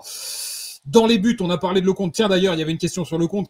C'est Lucas qui nous disait, mais qui va venir? Je crois que c'est Lucas ou non, c'est Jean-Philippe qui nous disait, mais qui va l'acheter quand on connaît la difficulté du mercato des gardiens? Je sais, je peux vous dire qu'un club de bas de tableau Ligue 1 qui joue actuellement sa survie en championnat, information, a fait de lui sa priorité. En tout cas, il est dans une shortlist étroite pour cet été, puisque c'est un club qui pourrait perdre son gardien et Benjamin Lecomte est ciblé. Après, il y a une chose aussi, c'est que si on veut se libérer d'une masse salariale, on n'est pas obligé non plus toujours, dans certains cas, de demander un transfert. On peut aussi libérer des joueurs parce que justement, on veut alléger la masse salariale et donc on évite un transfert et la contrainte, en effet.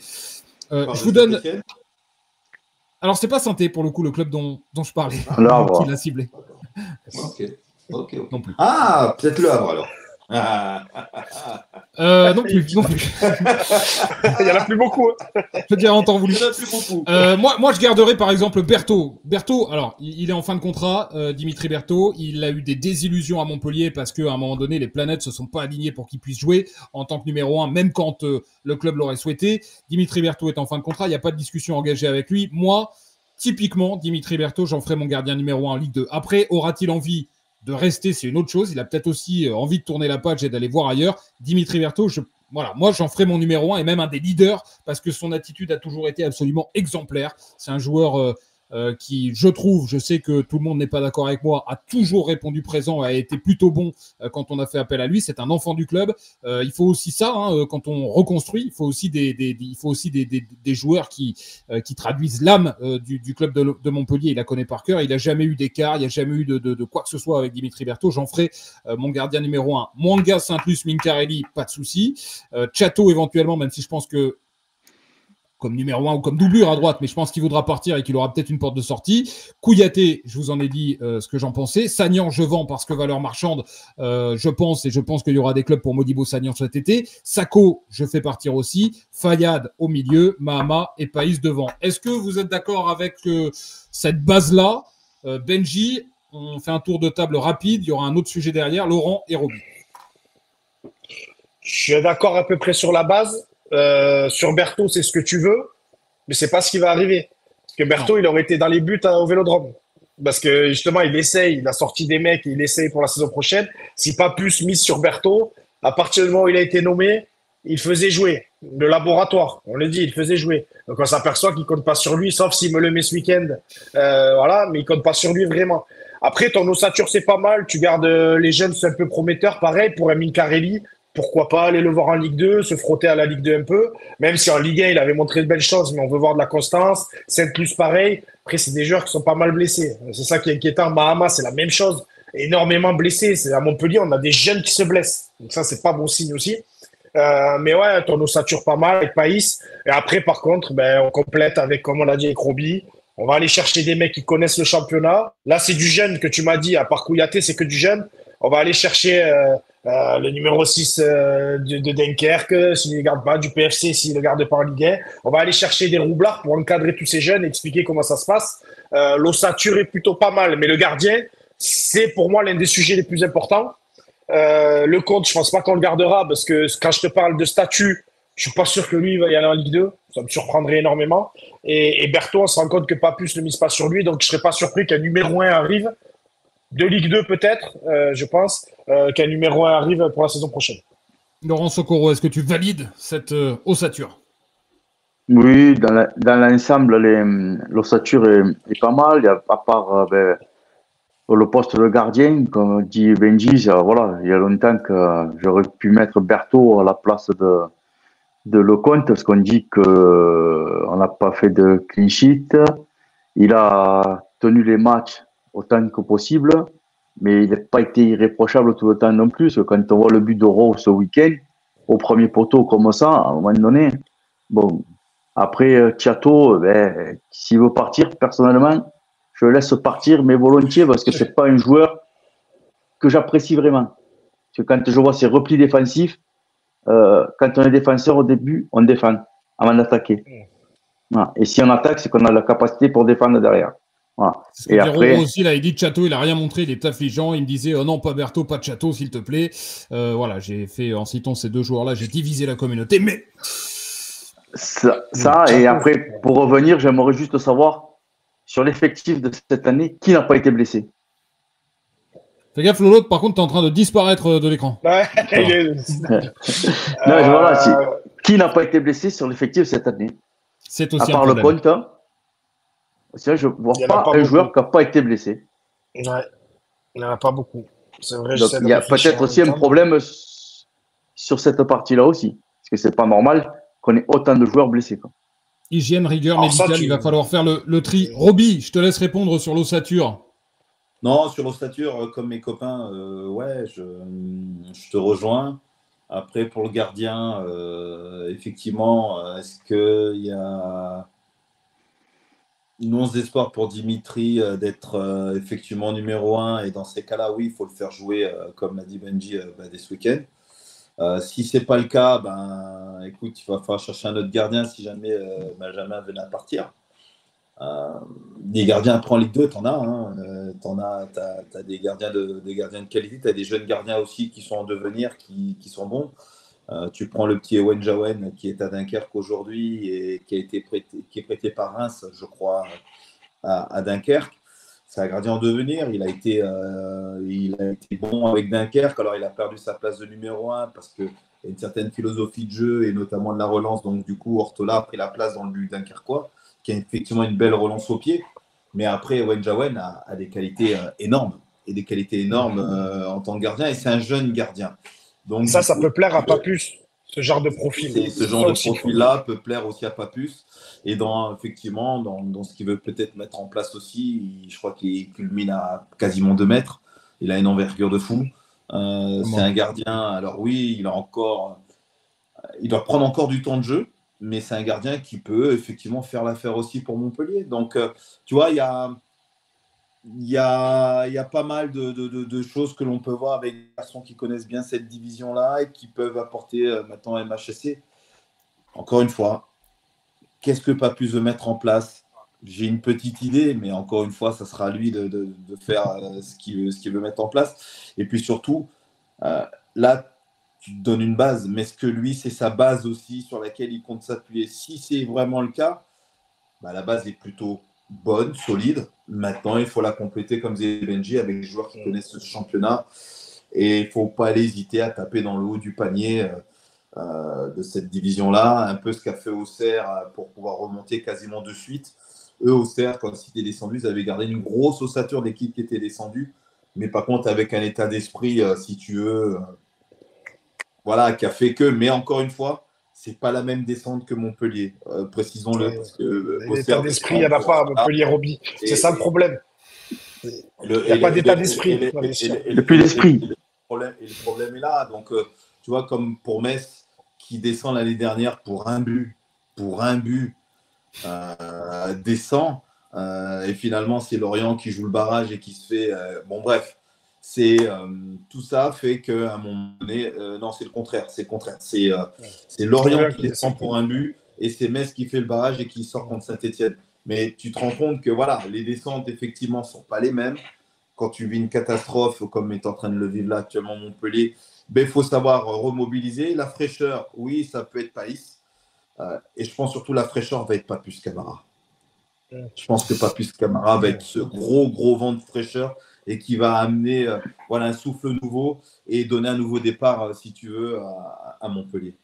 Alors la fraîcheur, j'aimerais que ce soit aussi, puisque tu évoques ça, j'aimerais que ce soit aussi Othman Mahama, qui a montré des choses assez extraordinaires en fin de saison dernière, qui a été blessé cette saison et dont l'hygiène n'a pas toujours été irréprochable. Il le sait, je pense qu'il en a pris conscience et de ce que je sais, il fait désormais pas mal d'efforts pour revenir à un niveau correct en termes de physique, de préparation physique et d'hygiène. Il s'est envolé aujourd'hui, aujourd'hui pour la CAN U20 avec le Maroc, avec l'accord du club, notamment parce que, je sais pas si Benji, tu vas être critique ou pas avec ça, mais dans la gestion, il a pas joué, il a fait un match mauvais contre Auxerre, on le sait, il le sait, et ensuite il a pas joué à l'arrivée de Papus Camara contre Angers, il était même pas dans le groupe et il était même pas mis à disposition de la réserve, et ensuite il n'est rentré que 2 ou 3 minutes maxi en comptant les arrêts de jeu face à l'Olympique de Marseille.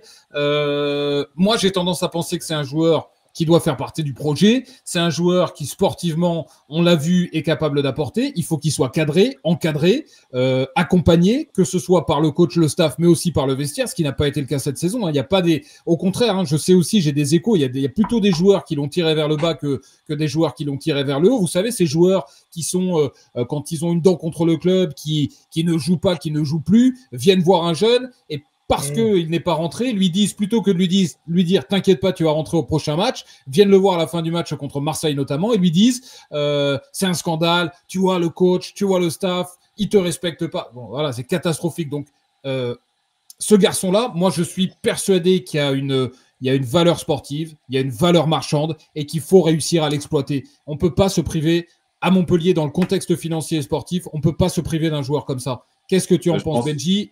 Et Roby, vas-y si tu veux. Moi, je pense que le fait qu'il ait été libéré pour aller à la CAN U20, c'est pas anecdotique. Hein. Je pense que c'est quelque chose de réfléchi. Je pense que c'est quelque chose de tout ce que tu viens de dire, Bertrand, c'est que c'est une valeur force sportive, bien sûr, valeur marchande. Et le fait d'aller en sélection va lui faire du bien aussi, va lui permettre aussi de s'aérer la tête. Est-ce qu'on compte sur lui l'année prochaine? Peut-être aussi, et peut-être de le laisser partir et de connaître autre chose va peut-être le faire revenir et le faire prendre conscience que voilà, il va sur une compétition qui est quand même relevée, c'est la CAN U20. Quelque chose qu'il veut aussi lui tenir certainement à cœur, de pouvoir le faire avec le Maroc. On sait qu'aujourd'hui, on est dans les grandes répétitions pour la CAN et tout ce qu'il en est pour ces sélections-là. Avec peut-être pour lui, s'il arrive, à être performant sur cette CAN U20, 2, à reprendre, si tu veux, que ce soit avec Montpellier ou un autre club, à être performant, il y a peut-être une place qui se joue pour lui aussi, pour la sélection marocaine et pour la prochaine CAN qui sera au mois de décembre. Mais encore une fois, je pense que c'est peut-être pas une mauvaise idée de le laisser partir. Parce que si on l'emmène aussi, alors pas dans ce marasme-là, mais il aurait peut-être pu aussi tirer son épingle du jeu. Mais encore une fois, je pense que si ça a été fait, ça n'a pas été fait non plus de manière anodine. Je pense qu'il y a une idée derrière la tête du club. C'est soit effectivement, il repart, il se refait une santé, il arrive avec plein de gaz, ou alors il est vu et ça peut être une belle valeur marchande. N'oublions pas, parce que c'est un jeune, hein, U20, donc c'est-à-dire qu'il ne les a pas encore, hein, il va les avoir l'année prochaine. Et ça peut permettre effectivement au club de pouvoir en tirer aussi un peu d'argent. Mais ça serait dommage de se séparer d'un joueur comme ça, parce que c'est vrai que quand il a, l'année dernière, pour avoir vu certaines rencontres, quand il entre et qu'il a décidé de jouer au football, ouais, il a de vraies qualités. On va finir ces débats-là, mais je salue Jimmy Vienno qui nous a rejoint, grand champion qui va être avec nous dans un instant. On est heureux de t'avoir avec nous, Jimmy. Je te présente Robert Malm, consultant Ligue 2 et ancien joueur de la Paillade notamment, mais pas que, et consultant football et Ligue 2 notamment sur Beansport. Laurent Sokoro, le président du club central des supporters. Benjamin Psaume, qui aurait pu être boxeur, mais qui a choisi le football parce qu'il t'a vu performer et ça lui a fait peur. Jimmy, grand champion, 7 fois champion du monde de boxe thaï et qui va se lancer à la fois à la conquête d'un nouveau titre, le 8e le mois prochain, et à la conquête de nouveaux titres aussi dans le MMA. On va en parler dans un instant. Je termine sur Othman Mahama. Messieurs, je ne sais pas si vous vouliez réagir. Benji Psaume, Laurent Sokoro. Il y a un autre joueur que j'espère qu'on reverra. C'est Abdou aussi, Abdoulaye Camara, pour le coup, qui avait fait une feuille de match cette saison, milieu très prometteur, qui joue en équipe de France de jeunes, et j'espère vraiment qu'il aura lui aussi sa chance. On a vu qu'Issoufou avait signé, ça c'était... on va le dire franchement, assez surprenant. Et ça, il y a sans doute une histoire aussi d'agent derrière ça, parce que Issoufou, ça fait, attention, des qualités bien sûr, mais ça fait plus d'un an qu'il n'a pas mis les pieds sur le terrain, blessé. Voilà, Issoufou, c'est quand même une anomalie qu'aujourd'hui on le signe pro avant d'autres. Chenaï Ndiaye, c'est dans les tuyaux. Ndiaye a joué au Vélodrome, c'est dans les tuyaux. Il y a des contrats professionnels qui sont sur la table, qui ne sont pas encore signés. On me dit que Chenaï, c'est en bonne voie. On me dit que Ndiaye, c'est un peu plus compliqué. Et puis, il y a le petit Guéguin qui attend son tour. Pourquoi pas aussi un Cara, parce que Cara fait aussi des belles choses avec la réserve et ça fait plusieurs fois qu'il fait des feuilles de match. Voilà, c'est le point sur les jeunes, mais on y reviendra évidemment. Je vous laisse conclure Benji et Lolo Sokoro sur tout ça. Et ensuite, on libère Roby et on accueille Jimmy, avec qui on va parler boxe thaï MMA. Sinon, je vais me battre. Là, Jimmy est arrivé.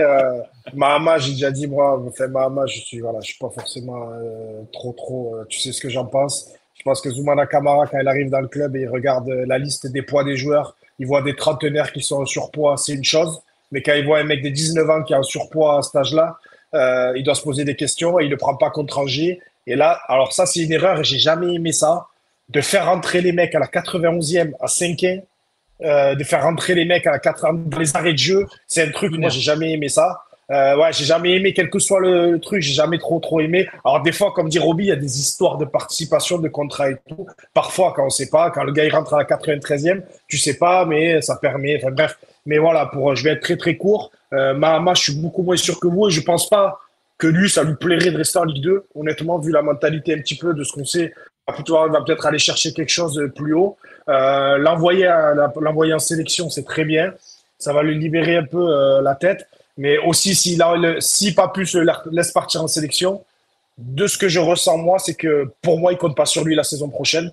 Il lui fait ça, il ne prend pas contre Angers, il le fait rentrer à la 92e. J'ai l'impression qu'il compte pas sur lui. Mais Papu a mis un coup de pied dans la fourmilière. Je peux pas lui reprocher d'avoir écarté tous les mecs qui n'étaient pas nickel dans leur préparation et lui reprocher pour le cas de Mahama de l'avoir fait. Faut être cohérent. Il a fait pour tout le monde. Il a écarté tout le monde. TJ ne rentre même pas au Vélodrome, qui c'est quand même chose, c'est jamais arrivé.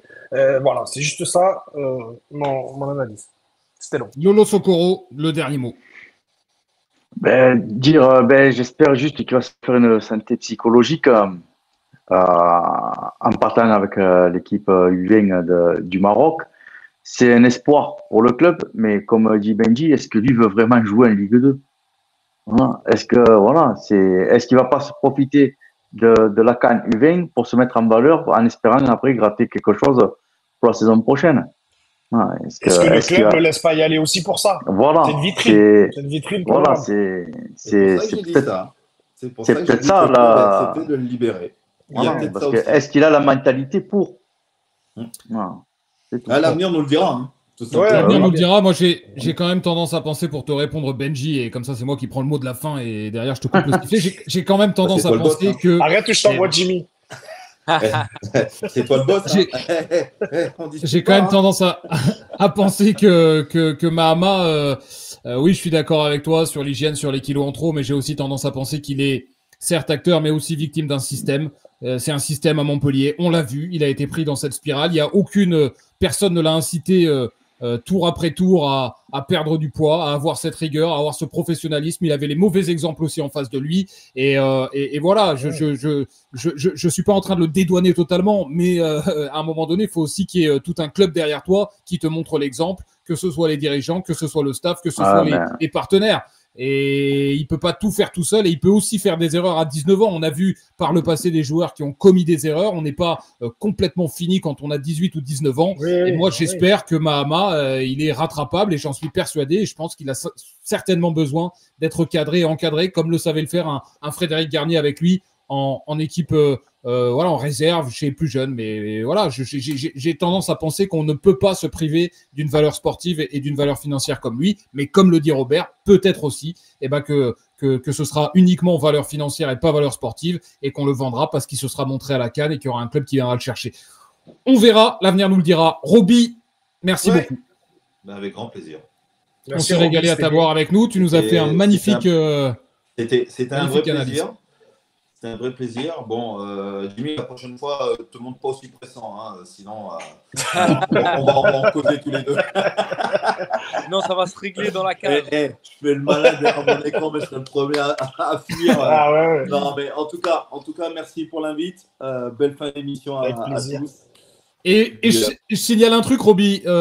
J'ai beaucoup cité beIN Sport, et à juste titre, parce que c'est une chaîne que j'aime beaucoup, et avec des gens, des interlocuteurs à chaque fois qui sont ultra facilitants pour t'avoir ou avoir d'autres interlocuteurs chez beIN. Je signale aussi que tu fais partie, au-delà de ce que j'ai cité ce soir, d'un projet qui est magnifique, que je trouve magnifique chez beIN. C'est beIN Squad, où vous avez une formidable aventure, où c'est la 2e saison. Vous suivez, vous êtes partenaire de clubs amateurs, que ce soit féminin, handi aussi, et masculin. Et vous suivez comme ça les clubs amateurs, vous les mettez en lumière le week-end. Franchement, c'est un projet magnifique. Je trouve ça génial. On est venu il y a pas très rapidement, comme ça je sais de la place à Jimmy. On est venu à Montpellier faire Jacou Clapier. Exactement. C'était plutôt le. J'aurais pu faire Valère, Roby. T'aurais pu faire mon village. T'aurais pu faire mon village, c'est à côté de Jacou. Écoute, dis à ton village de postuler pour beIN Squad. Et candidat. Et on verra avec le jury ce qu'on pourra faire. Voilà. C'est pas du grand football après. C'est l'après-match. On a tous démarré par là. C'est le vrai football, celui qui concerne la majorité des Français. Exactement. Messieurs, bonne soirée. Au plaisir. Merci Roby, bonne soirée à toi aussi. Bertrand, et à bientôt. Bonne soirée. Avec grand plaisir. Ciao Roby. Salut Jimmy. Ciao. Lolo, je te remercie aussi. Lolo Sokoro. Ça a été un plaisir de partager cette émission avec toi, de t'entendre, d'avoir ton analyse. Tu es une des figures qui comptent dans les tribunes à Montpellier, et il y en a quelques-unes et t'en fais partie. J'ai aussi, si tu me le permets, une grosse pensée pour ton papa ce soir, Bernard, qu'on aimait tous et qui nous a quittés il y a quelques temps maintenant. Et voilà, le club central, c'est dans le cœur de tous les supporters, c'est dans les yeux de tous les supporters quand on est à la Mosson. Et donc voilà, tu as parfaitement repris le flambeau, et je suis très heureux qu'on t'ait entendu ce soir, parce que, encore une fois, tu es une des voix qui compte. Et juste pour vous remercier de l'invitation, le seul truc que nous on souhaite, c'est que en 2026, le CCS fêtera ses 50 ans, et qu'il y aura la remontée en Ligue 1 pour les 50 ans du CCS. Il y aura eu la descente pour les 50 ans du MHSC. Et les 50 ans, la remontée pour le CCS. Le clin d'œil, c'est pas mal. Le clin d'œil, voilà. La sortie sera comme ça, sera plus belle. Et félicitations à Jimmy aussi, parce que je sais que c'est un supporter de la Paillade pour la suite de sa carrière à MMA. Merci beaucoup. On va lui en parler, en effet. On va lui parler du MMA et de la Paillade. Merci à toi, Lolo. Rendez-vous aussi à la Bodega, tous les matchs à domicile. Oui. C'est ça, rendez-vous à la Bodega, le seul endroit vivant aux alentours du stade. On va venir te voir avec Benji, il va nous payer un coup. Pas de souci, tu le sais. Vous êtes les bienvenus. Hein. De toute manière, tout le monde est le bienvenu chez nous. C'est l'esprit de la Paillade qui est là. Le cœur de la Paillade, il boit à la Bodega. Donc, c'est pour Même ça. même quand on vient de Normandie, on est accueilli à la bodega. Allez dire, j'en sais quelque chose. On accueille tout le monde, là. On accueille tout le monde. Merci C'est beaucoup, pour ça. Lolo. Merci, bonne bonne soirée. Merci. Bye, Ciao, bye. Lolo. Grosse Ciao. bise, Ciao, Lolo. ciao. Wow, bise.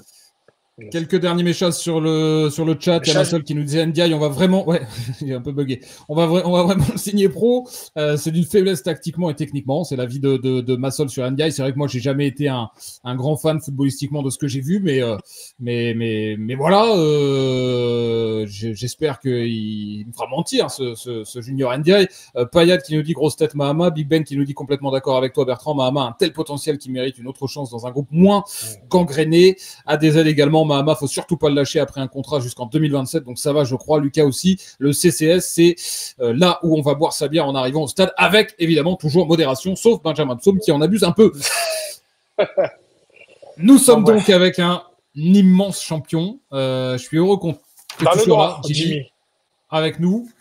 Merci il est un peu dans le noir, mais Jimmy, t'inquiète pas qu'il va être sous le feu des projecteurs bientôt. Regarde, ça y est. Voilà. Jimmy Vienno, je disais 7 fois champion du monde de boxe taille. Je ne sais pas s'il y a beaucoup de boxeurs qui peuvent se targuer d'un tel palmarès. Tu as aussi été élu 3 fois boxeur de l'année, 2016, 2019 et 2021. Tu as seulement 29 ans, donc autant de titres, ça veut dire que tu as commencé très tôt. Tu avais 21 ans, je crois, quand tu as été champion du monde pour la première fois. Ce qui est monumental. Tu n'as pas grandi à Montpellier, mais tu y es arrivé quand tu étais tout jeune, une dizaine d'années. Et tu t'y es fait un nom, clairement. Sauf que, et ça va être ma première question, comment un sportif de ton gabarit avec un tel palmarès peut dire dans un journal, à juste titre, hein, c'est la vérité, que tu n'es pas connu du grand public? La faute à qui? La faute à quoi? Est-ce que c'est la faute aux médias qui ne parlent pas assez de toi? Est-ce que c'est la faute à pas de chance parce que ce sport n'est pas suffisamment médiatisé? Est-ce que, voilà, parce que franchement, des champions français avec ton palmarès, je le redis, il n'y en a pas 36. Écoute, pour répondre à ta question, je pense que c'est dû au sport. Parce que la boxe thaï, c'est un sport très dur. Ça vient de Thaïlande, donc contrairement au MMA qui vient d'Amérique. Donc voilà, la boxe thaï, c'est un sport très simple, très dur, où il n'y a pas tant de notoriété et de rémunération que ça quand tu es à mon niveau. Alors, sans parler de tous les boxeurs qui galèrent et qui travaillent à côté, mais quand tu es à un niveau vraiment élevé, où moi j'ai fait partie du Grinta mondial pendant des années, il faut se battre, il faut faire plus que du résultat, il faut vraiment donner sa vie, son corps, son âme à ce sport pour qu'on puisse apparaître dans un journal qui n'est pas dans la boxe, qui est pour le grand public. Donc c'est vrai que c'est un sport très dur. Moi, je l'ai choisi parce que on pense pas à ça quand on est petit, hein, on pense à qui va être le plus fort. Donc la boxe thaï, c'était le sport de combat. Comme il n'y avait pas le MMA encore à l'époque en France, donc c'est le sport de combat le plus complet qui est le plus dur.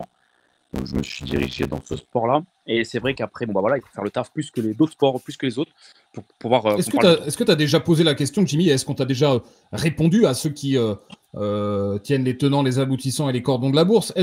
Pourquoi, depuis quelques années en France, alors sur la boxe anglaise, c'est déjà le cas, mais sur la boxe thaï encore plus, c'est un sport spectaculaire. C'est un sport qui demande une technique, qui est facile, je pense, à commenter, qui est facile à filmer. Pourquoi on ne diffuse pas davantage d'arts martiaux dans ce pays-là, qui est le nôtre, la France?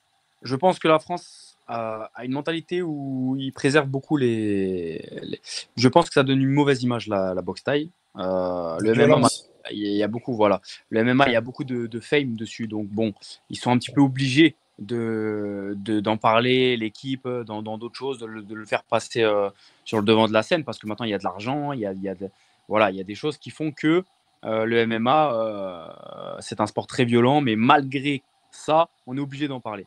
La boxe thaï, il n'y a pas encore ça, de la notoriété, de l'argent qui fait qu'on peut en parler. C'est un sport très dur et c'est tout. Donc je pense que c'est en partie pour ça déjà.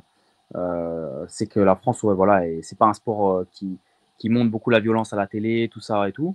Malgré qu'on est des sportifs et qu'on se respecte. Mais voilà, je pense que c'est en partie pour ça. Bon, en attendant le MMA, donc tu vas aller tenter de conquérir un 8e titre mondial. Ce sera fin mai en Turquie sur la boxe thaï, le Muay Thai. C'était pas gagné parce que tu reviens de loin. Opération en fin d'année dernière suite à une grosse hernie discale. On peut remonter sur un ring après un truc pareil. Bah, je suis remonté samedi et j'ai gagné par KO, donc oui. mais voilà, c'est exactement. C'était vraiment un beau coup. Je suis content de ma performance samedi. Très beau. C'était une page qui se tournait pour moi parce que le dos, c'était vraiment dur. J'ai eu pas mal de grosses blessures. Mais le fait de ne plus pouvoir bouger et me tenir debout, ça, j'avais jamais eu encore. Donc, bon, on a fait ce qu'il fallait. Je me suis fait opérer. À Montpellier, on a de la chance. On est bien lotis avec les chirurgiens du dos et tout ça. Donc, j'ai fait plusieurs rendez-vous. J'ai fait ce qu'il fallait. J'ai eu de la chance de tomber sur quelqu'un de bien qui m'a bien opéré. Tout s'est très bien passé. J'ai pas eu de complications. Rééducation derrière, donc bien sûr avec mon staff médical, mon kiné, mais tout ce qui est massage, cryo, tout ça, ça a été à fond pendant 1 mois. Et j'ai repris l'entraînement, mais assez dur, rapidement. Et là, juste après, je suis parti en camp d'entraînement. J'ai pas eu de bobo. J'ai eu des fois le dos qui se contractait, tout ça, mais je m'écoutais beaucoup. Et le combat où j'ai gagné par KO au 4e round contre un Thaïlandais samedi là. Donc je suis vraiment très content. C'est une grosse page qui se tourne pour moi et pour pouvoir enchaîner la suite donc avec le 8e titre de champion du monde et la suite en MMA à partir de septembre. Et tu disais d'ailleurs récemment dans le Midi Libre que tu n'avais jamais été aussi fort physiquement et techniquement que maintenant à 29 ans. C'est dû à quoi ça? Je pense que ça, c'est ma mentalité. Moi, je suis quelqu'un, c'est toujours au pied du mur que je vois mieux le mur. Donc en fait, c'est parce que je me suis blessé et que je n'avais pas le choix de faire attention à mon hygiène de vie, vraiment irréprochable. Alors qu'avant, je faisais très attention à mon hygiène de vie pendant les préparations. Hors préparation, bah, je suis un jeune comme tout le monde, qui s'amuse, qui fait la fête, qui voilà. Donc là, rien du tout. Et même hors préparation, pendant le repos, je mangeais très sainement, je ne buvais pas d'alcool, je faisais vraiment très attention à moi et à mon corps. Les étirements à 100%, alors que moi, je ne suis pas quelqu'un qui aime s'étirer de base. Donc voilà, c'est parce que je n'ai pas le choix que je fais au top du top, je fais le mieux. Et grâce à ça, bah, j'ai ressenti la différence dans ma prépa physique. J'ai battu des records que je n'avais jamais battus avant, que ce soit en termes de force, de puissance, d'endurance, de pas mal de choses. Et techniquement, pareil, vu que je fais attention à mon dos et que moi, je suis quelqu'un que je réfléchis dans ce que je fais pas, bon, bah, on verra. Donc maintenant que je me suis fait blesser, bah, donc je fais vraiment attention à mon dos. Donc je fais des mouvements, des techniques. Je suis fluide, j'ai un meilleur coup d'œil. Je ne veux pas prendre de coups parce que je sais que je peux potentiellement avoir mal derrière. Alors qu'avant, je savais que j'aurais pas eu mal, donc je m'en foutais. Donc tous ces détails-là ont fait que je suis la meilleure version de moi-même maintenant. D'accord. Et Jimmy, tu parlais des camps d'entraînement. Est-ce que tu fais comme les judokas parfois, là on les voit, est-ce que tu vas vraiment je pense que le berceau c'est la Thaïlande, bien évidemment. Est-ce que tu vas faire tes camps d'entraînement là-bas en Thaïlande pour te mesurer, t'entraîner avec les mecs que tu peux affronter aussi? On étudie beaucoup les profils des combattants qu'on doit fighter. Moi, j'ai fait énormément de camps d'entraînement en Thaïlande. Là, celui-ci que j'ai fait, je suis parti à Abu Dhabi le faire parce que j'avais tout ce qu'il fallait là-bas. Donc, je suis parti à Abu Dhabi le faire mon camp d'entraînement et je suis parti direct boxer après. D'accord. Et on parlait de ta notoriété, de ton statut en France. Est-ce qu'en Thaïlande, pour le coup, je pense à Jérôme Le Banner qui au Japon était une véritable star et qui ici était connu des initiés. Est-ce qu'en Thaïlande, pour le coup, tu es une véritable star? Est-ce qu'il y a une statue de Jimmy Vienno à Bangkok? Il n'y a pas de statut de Jimmy Vienno, pas encore. Mais en tout cas, bien sûr qu'en Thaïlande, je suis plus connu qu'en France. Malgré que maintenant, de plus en plus, je marche dans la rue, je me promène, on me reconnaît encore plus à Montpellier, bien sûr. Mais en Thaïlande, le foot, c'est ici, en France, la boxe thaï, c'est la même chose en Thaïlande. C'est la même importance, en fait. Chaque Français a déjà joué un match de foot normalement dans sa vie. Bah, là-bas, chaque Thaïlandais, même un chauffeur de taxi, a déjà fait un combat de boxe dans sa vie. C'est obligé. Et du coup, tu t'intéresses forcément. Moi, je suis 7 fois champion du monde. J'ai été champion du Lumpini, le plus gros stadium qui est en Thaïlande. Donc, je n'avais pas de statut, mais ma tête était affichée dans pas mal d'endroits. Je suis passé dans pas mal de télé là-bas, l'équivalent de TF1, de M6, voilà. Donc, forcément, on me reconnaît beaucoup plus là-bas parce que le sport national, c'est la boxe thaï. Il y a Lucas qui demande là sur le chat, il y a plusieurs questions de Lucas qui s'intéressent. Qu'est-ce qui fait le plus mal, un combat de boxe thaï ou une hernie? Parce que la hernie, on déguste quand même. Et il nous disait aussi, comme Jimmy en parlait au début, il arrive à en vivre ou pas de ses combats, de son sport, ou est-ce qu'il doit travailler à côté? C'est la question de Lucas sur le chat. Alors, la boxe taille, l'hernie, franchement, ça fait peur. Ça fait peur, mais quand tu bouges pas, bon, bah, ça va.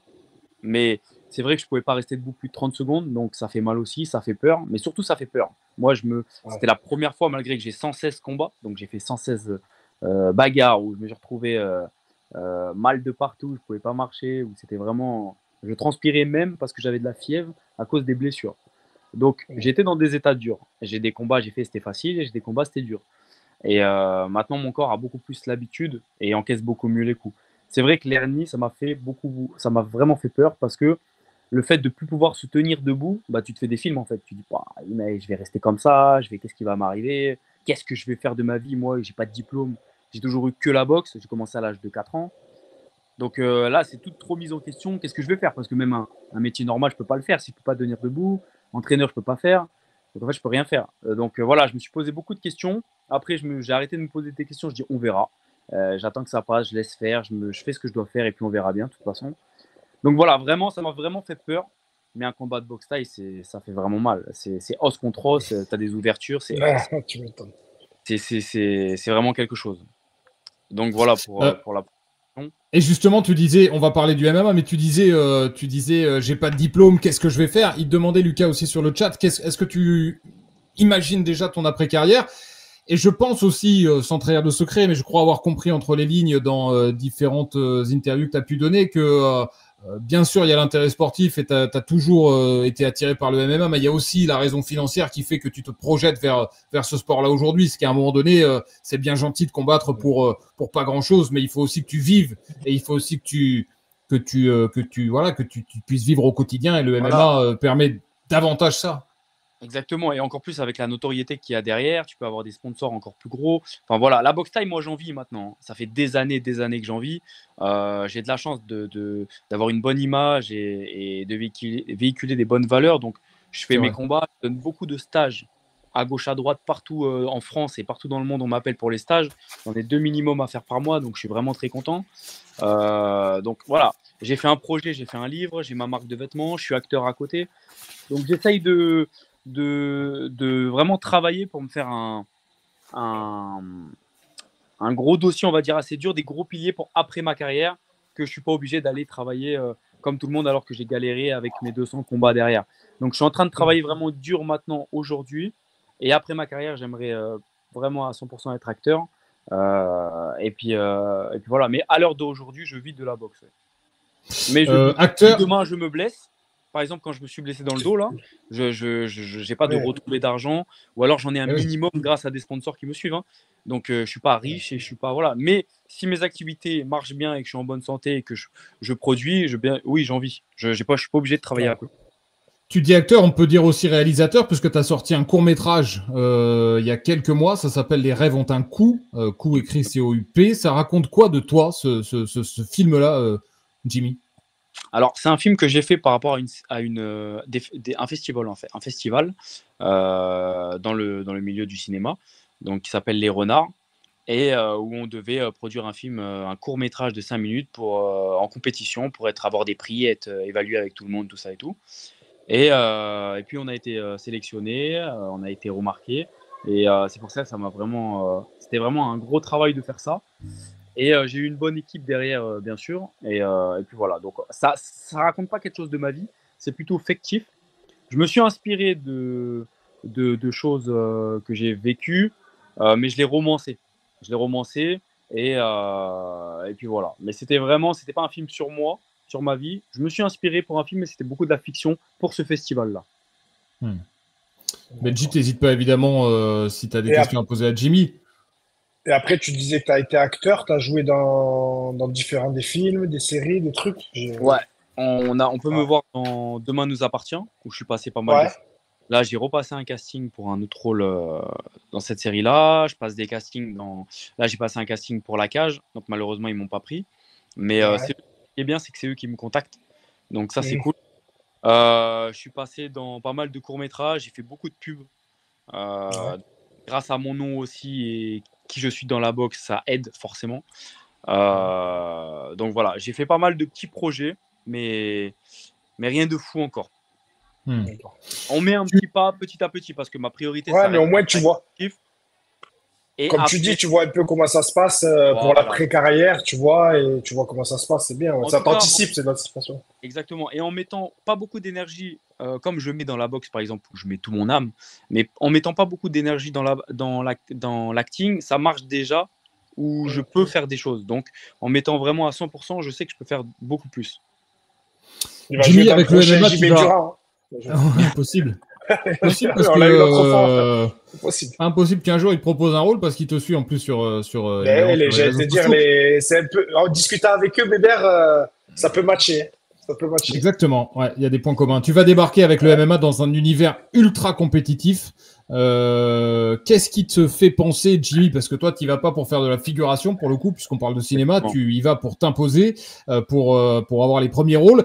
Qu'est-ce qui te fait penser que tu vas t'imposer, que tu vas dévorer les Doumbé, Cyril Gain et autres et autres champions français actuels, et qu'est-ce que tu travailles pour y parvenir?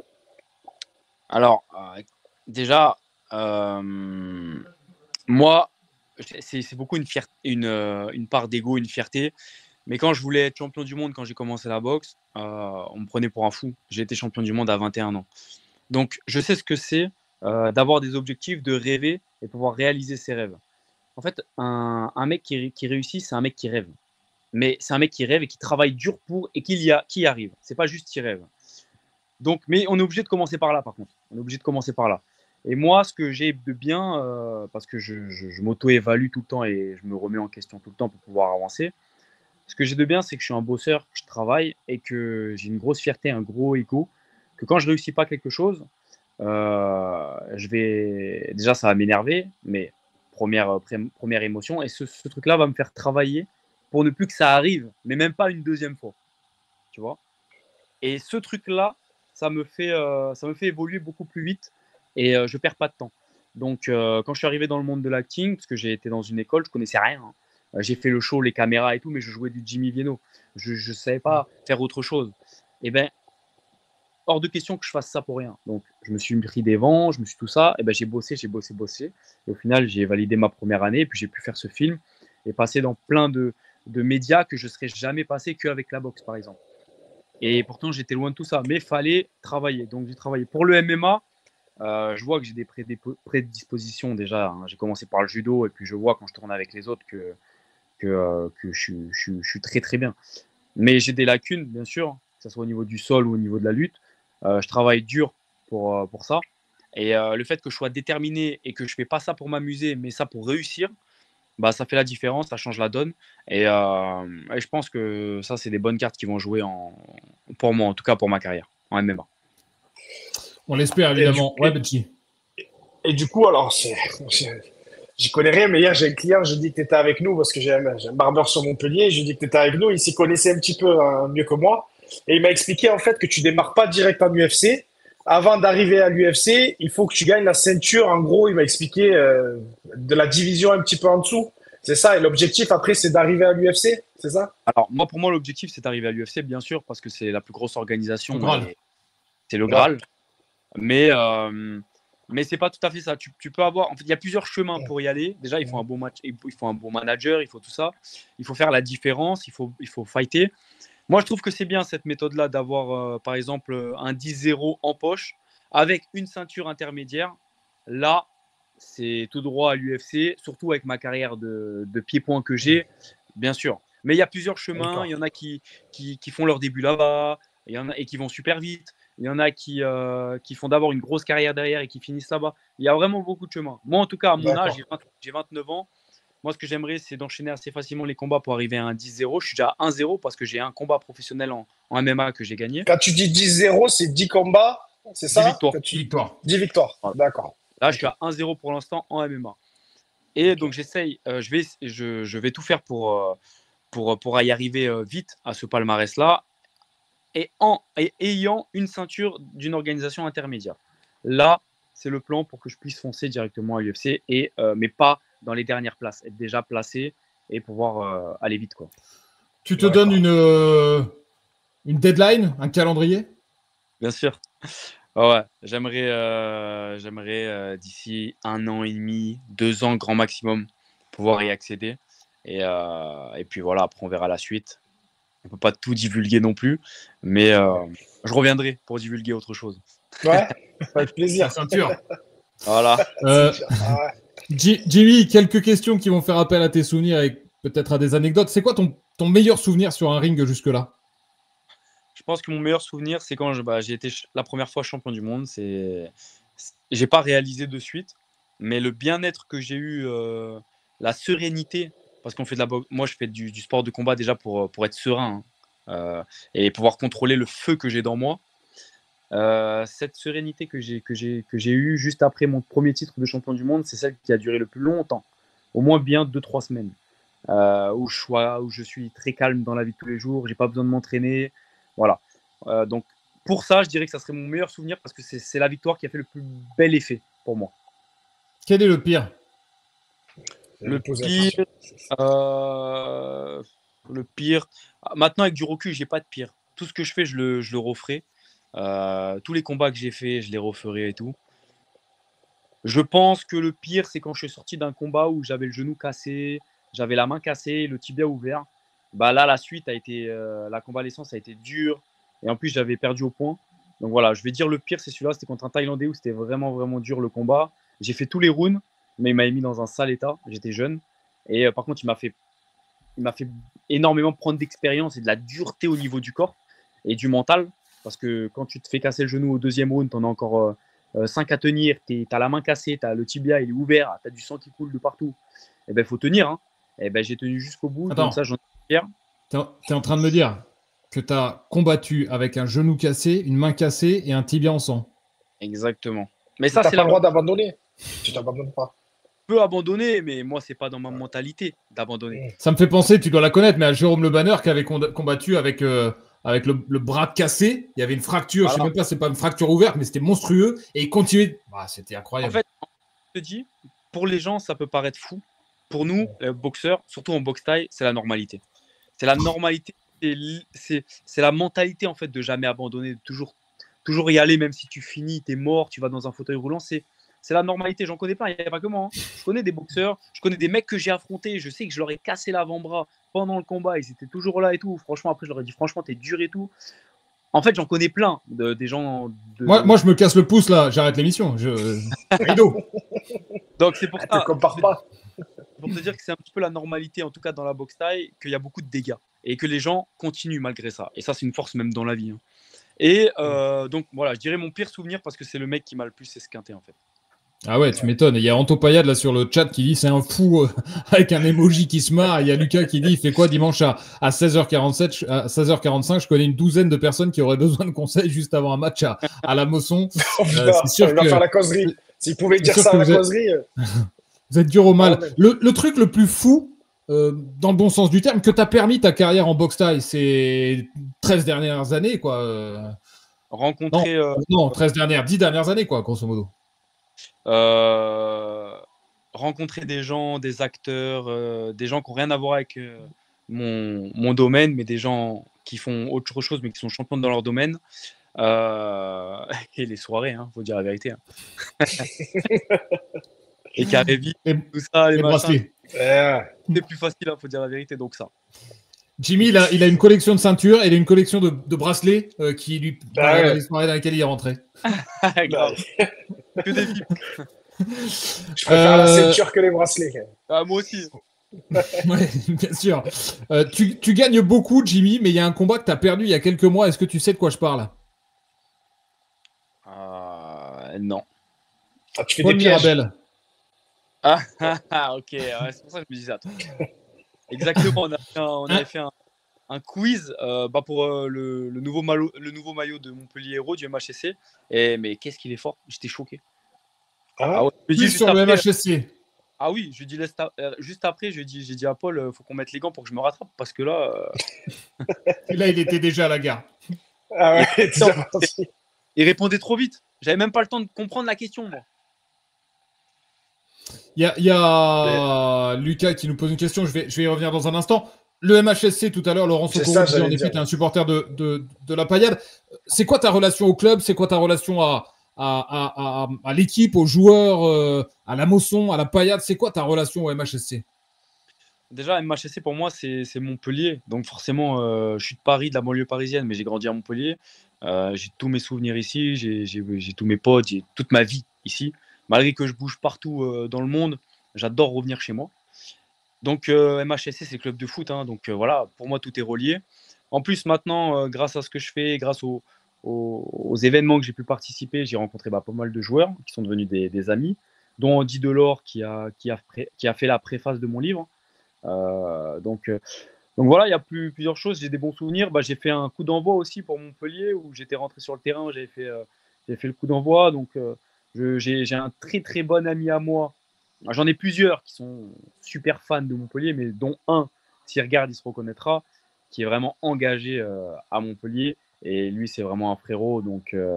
C'est quoi son prénom? Voilà. Julien. Ok. Il n'a pas dû passer des bons moments ces derniers temps. Il faut falloir le Je soutenir. pense que tu l'as ramassé à la petite cuillère. Ah, bah. Mais bon, il y a un endroit qui s'appelle le Pulp qui résout tout. Qui résout tout. Benji a connu dans une autre vie. Oui, les bracelets à l'époque aussi, les bracelets. T'es comment au foot? Je suis, comment dire, plus nul que nul. Moi, la balle, elle arrive, j'ai envie de la taper. Moi, je ne peux pas comprendre que quelqu'un vienne me mettre un coup d'épaule pour qu'il y ait qu'un coup d'épaule, en fait. Pour moi, c'est une... Tu vois, je comprends pas qu'il y ait que ça. Ouais, c'est pas ton sport, quoi. Ah, c'est pas ton sport. Après, si tu as démarré la boxe à 4 ans, t'es pas passé par la casse-foot. Ouais, non, pas du tout. J'aime bien vite fait taper le ballon le dimanche avec des collègues, vraiment pour se détendre, mais je fais ça 1 heure et après je vais me poser, je les regarde ou je suis avec d'autres collègues, on discute, mais c'est pas vraiment, je vais pas tout faire pour jouer un match de foot ou quoi que ce soit, pas du tout. En revanche, tu le regardes un petit peu et tu vas à la ouais, tu le regardes. Bien sûr, je regarde, je soutiens. Quand j'ai des collègues à moi qui jouent, je suis là, je les soutiens, je suis à fond dans le match. Même j'ai des équipes que j'aime bien, tu vois, comme le Real, comme tu vois, des équipes quand même que j'aime bien de quand j'étais petit, tu vois. Et malgré que je suis pas bon dans ce sport, que je suis pas un fanat de foot, j'ai quand même mes petites habitudes. J'ai tous mes collègues qui regardent, donc bien sûr quand on fait des soirées, on regarde des matchs. Donc voilà, j'ai quand même des liens et des rapports avec le foot. Ouais, tu as des liens avec le foot et en effet, avec Andy Delors, tu le disais, qui est un grand amateur de sport de combat, ouais, bien sûr. Andy. Exactement. Jimmy, tu auras donc, tiens, il y a Lucas qui nous disait, quand il est sur Montpellier, on peut le voir dans quelle salle, quel stade, voilà, où est-ce qu'on peut le voir, Jimmy Vienno? Il a envie de te voir. Alors moi, je m'entraîne en MMA à bonne école à Montpellier. À bonne école. Okay. À bonne école de Montpellier, ouais, au MMA. Premier combat de MMA, redis-nous, c'est prévu pour quand? Alors là, le premier, d'abord, je l'ai gagné. Le premier de la prochaine vie. À partir de septembre. Là, je fais mon titre de champion du monde. Après, préparation MMA cet été. Et à partir de septembre, normalement, on va signer là et on va enchaîner tout ça très très vite. Et tu auras un autre rendez-vous cet été, je le signale aussi, tu parlais des stages tout à l'heure, il y en aura un à Castries, ce sera au mois de juillet, je crois que c'est du 21 au 23, si je ne dis pas de bêtises. Exactement, ouais. Et je pense que l'un des objectifs à terme... mais t'es plus renseigné que moi, parce que moi j'oublie. Je suis obligé de me rappeler. Tu vois. Et peut-être l'objectif à terme, c'est de faire un combat de MMA ici sur Montpellier. Ça serait peut-être... L'objectif à terme, c'est de rentrer à l'UFC, clairement. Ouais. Mais si dans mon parcours, avant de signer à l'UFC, je peux faire un combat dans ma région, ça serait avec grand plaisir. Est-ce que ce serait pas magnifique un combat de Jimmy Vienno au FDI Stadium ou à l'Arena? Ce serait magnifique. Voilà. De toute façon, si on ne le fait pas avec des organisations, on le fera avec mon organisation. Donc. Et moi, ça me tiendrait à cœur de pouvoir fighter au moins une fois chez moi. Et ouais, ce serait extraordinaire. Quelle que soit la taille ou la salle, mais combattre chez soi, je pense qu'il n'y a rien de plus excitant, de plus beau, quoi. Ouais. Donc voilà. Après Vegas. On met des invites. Après Vegas et Miami. Jimmy, merci beaucoup d'être passé par chez nous ce soir dans le Montpellier Sport Club. Ce sera rediffusé sur YouTube donc à partir de ce jeudi matin. On suivra évidemment ta progression, on suivra ton combat sur ce titre de champion du monde, le 8e, qu'on espère pour toi en Turquie à la fin du mois de mai, les stages cet été et puis ensuite évidemment le MMA qui redémarre puisque tu as déjà gagné en effet un premier combat à partir de septembre. Ah ben il est parti. Il a quitté Jimmy Vienno. Ah, il est là, je le vois moi. Ah, je le vois plus. Ah, je le vois. Eh ben, Je le vois. alors, Je le vois encore. on le voit plus à l'antenne, on t'entend toujours, mais on ne te voit plus, Jimmy. Alors, qu'est-ce qui s'est passé? Est-ce que la caméra a été T'as hidée? une bug à dernière seconde, dernier round. Ah, ça y est, dernier round qui viendra apparaître. Toujours là. Jimmy, merci beaucoup. Ça a été un plaisir de t'avoir avec nous. Merci à vous. C'était top. Un plaisir d'être là. C'est rare que je puisse intervenir dans des médias de chez nous, donc ça fait vraiment plaisir. Et puis, on est ensemble et à bientôt. Eh ben, Merci beaucoup, Jimmy. C'était top. Toujours derrière toi, merci. Merci beaucoup, à bientôt. Beaucoup. À bientôt. Ciao. Benji, merci beaucoup. Je te libère également. Merci, 22h54. Merci à tous d'avoir Merci été à avec nous tous. sur le chat. C'était une émission passionnante, hyper sympa avec Jimmy Vienno, très intéressante aussi avant avec Roby et Laurent Socorro. Ça a été passionnant, les débats sur la paillade ce soir. C'était pas mal, Bébert, parce qu'on a quelqu'un qui connaît par cœur la Ligue 2 et qui nous a briefé pour ce qu'on va vivre. Et Laurent aussi qui nous a apporté le côté supporter. Je te fais un débrief d'émission, on l'avait jamais fait ça. Laurent qui a apporté le côté supporter, tout ça. Et Jimmy, c'était top. Jimmy, c'est comme d'hab. Moi, je me régale, Bébert. Franchement, je me régale de fou parce que je suis pas un expert en tout et loin de là, mais de découvrir des nouveaux sports, des trucs. T'imagines, on en a fait entre le hockey, le ping, on en a fait plein, le futsal. Là, on fait Jimmy. Ça c'est génial. Ça change un peu de parler que foot et surtout dans la période actuelle, quoi. Merci Bébert, merci à tous. Bonne soirée. Ciao Bébert. Ciao à plus. Bis, ciao.